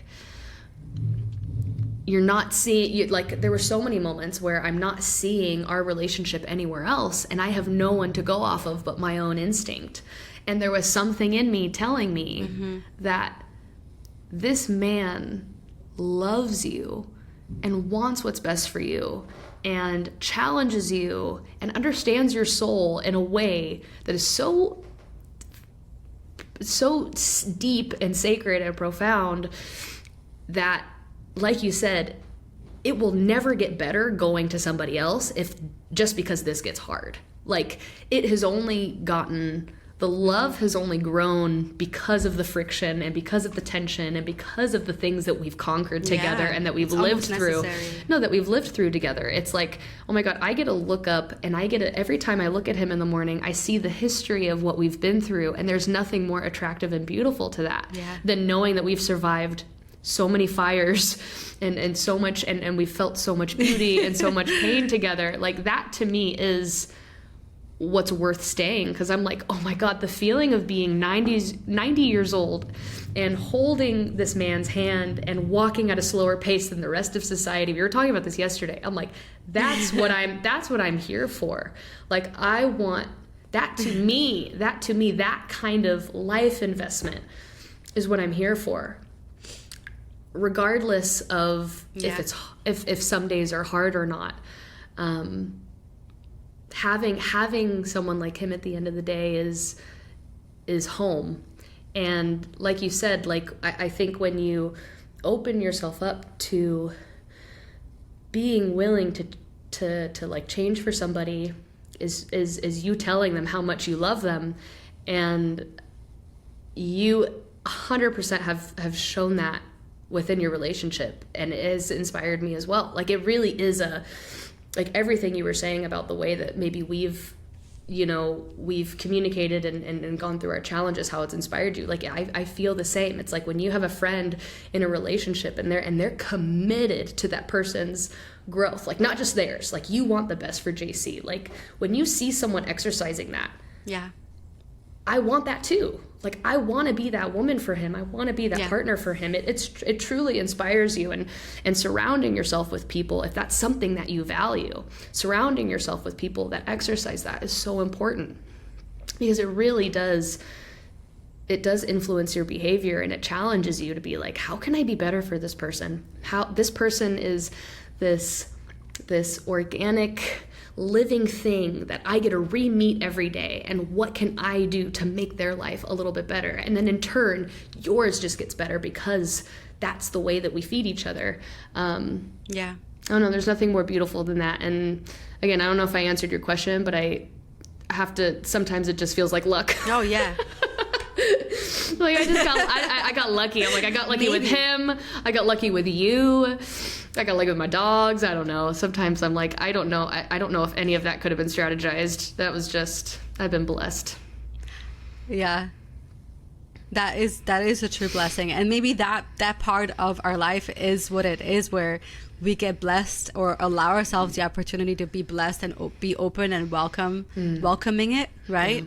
Instead of rejecting it and being afraid of that fear. So maybe there was some kind of divine spirit or something that brought Philip into your life and brought JC into my life, but we chose to keep it and we chose to nurture it and better ourselves with it.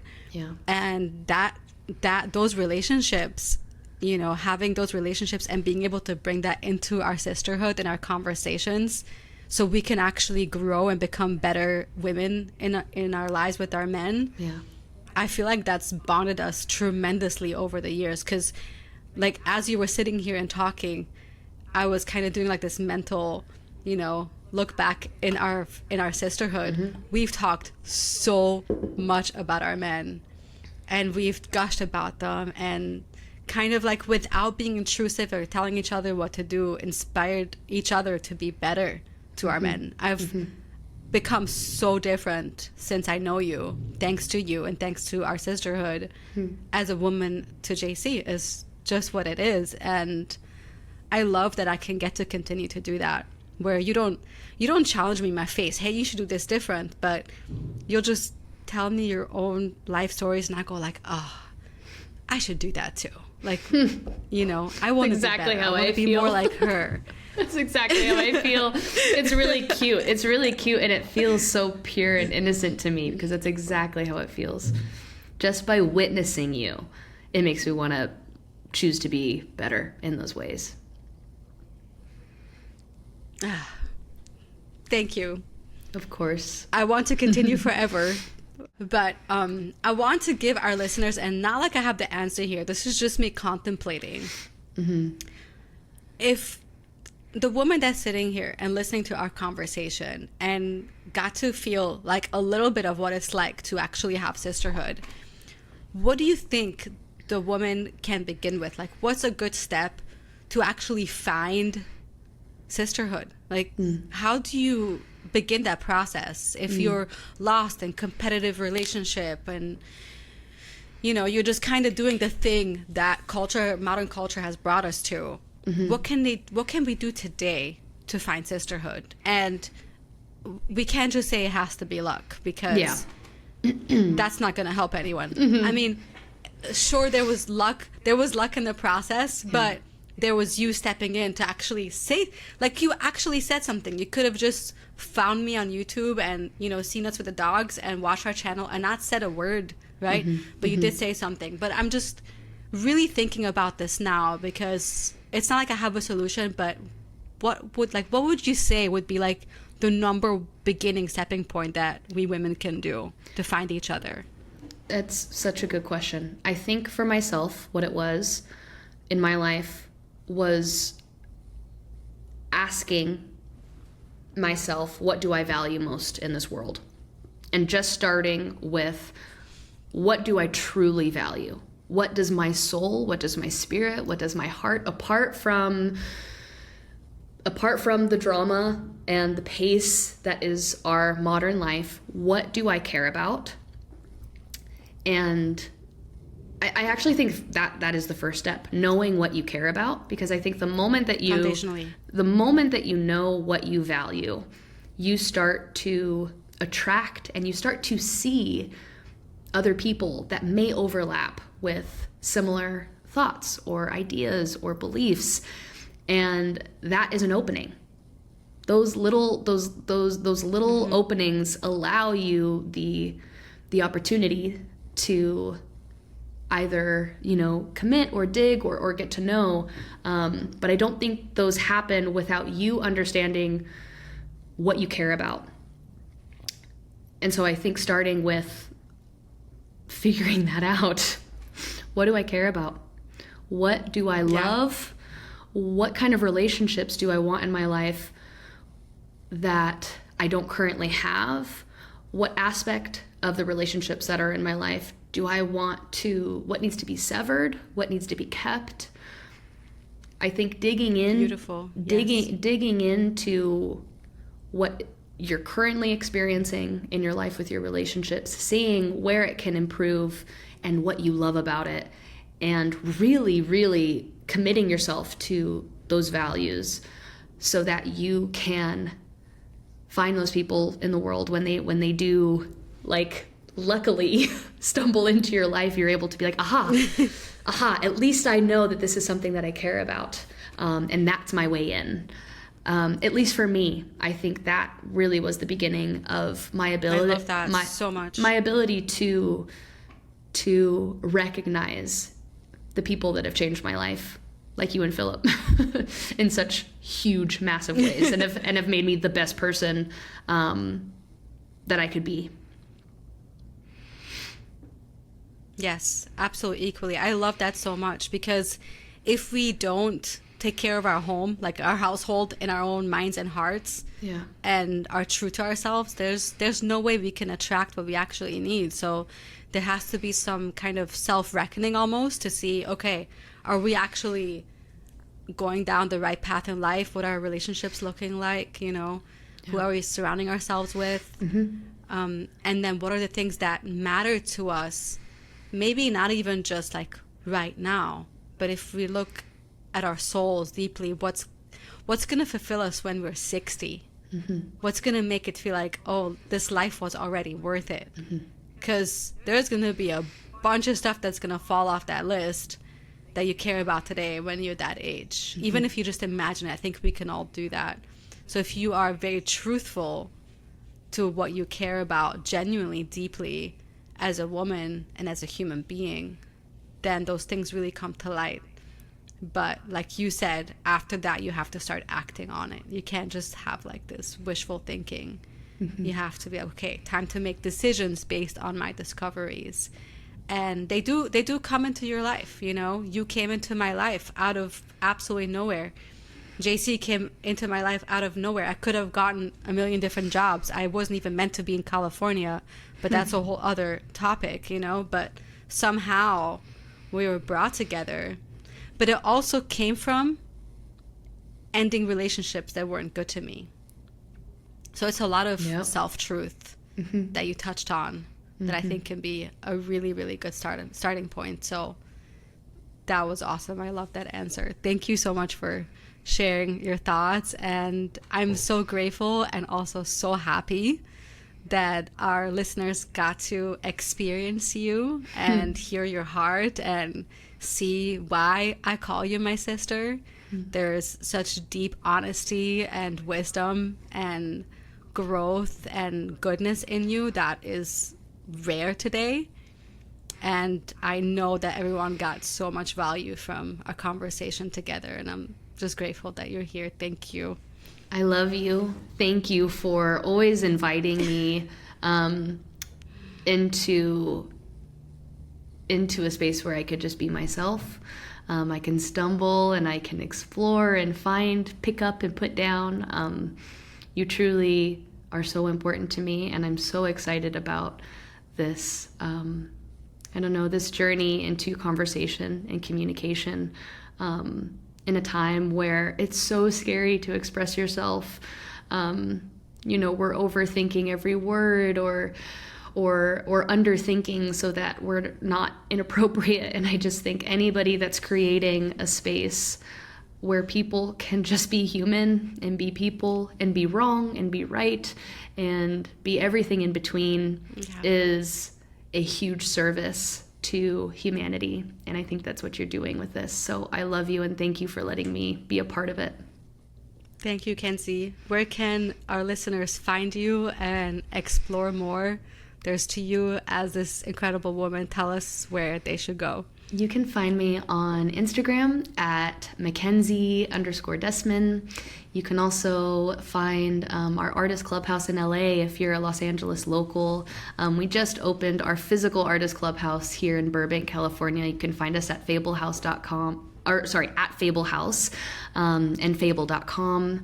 It's a beautiful growing community for creatives and for people that are looking for some sense of purpose and life that is driven by creativity amidst a world that is kind of taking away our ability to create with technology growing and our time just getting away from us because we prioritize survival.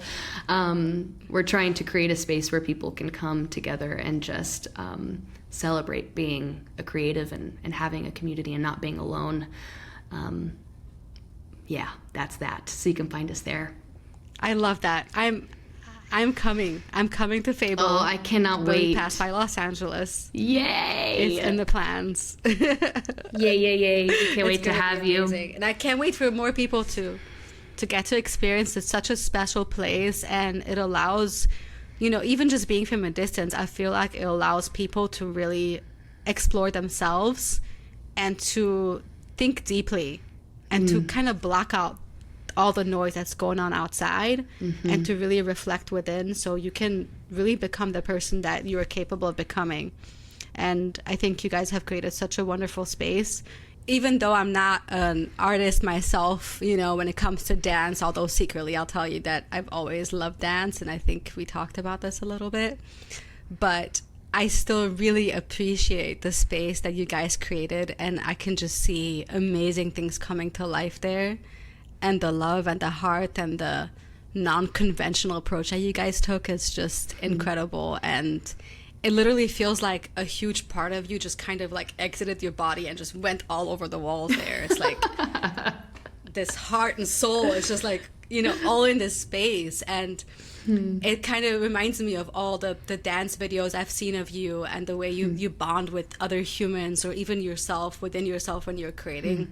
The art pieces that I've seen of you, that's how that space is, and it's incredible. I can't wait to see it with my own eyes when we pass by. Thank Los you. Angeles. Well, I want to. I was gonna say I want to correct something that I said. You do not have to be an artist. Well, okay, there's a lot of things I want to say already, but number one, everyone's an artist, in my opinion. I think everybody is a creative. That is true. And I think that that this place, although we say that it's for creatives, it's for humans that want a place to think, and that's where all creativity stems from. But you kind of put me back on track. Actually, with you're that, there so right now. it. You are at Fable. I am in the podcast space. Yeah, that's which room is this? Oh, it is the podcast space. That is gorgeous. I remember seeing those wood panels for the first time. Oh my gosh, that space is so magical. For anyone who's listening and you're in LA, just do yourself a favor, go visit Fable and just take advantage of it. And you'll just have to build one in Texas. You won't have a choice. All right, I'm down. The next thing. You already know we're down. We'll be there.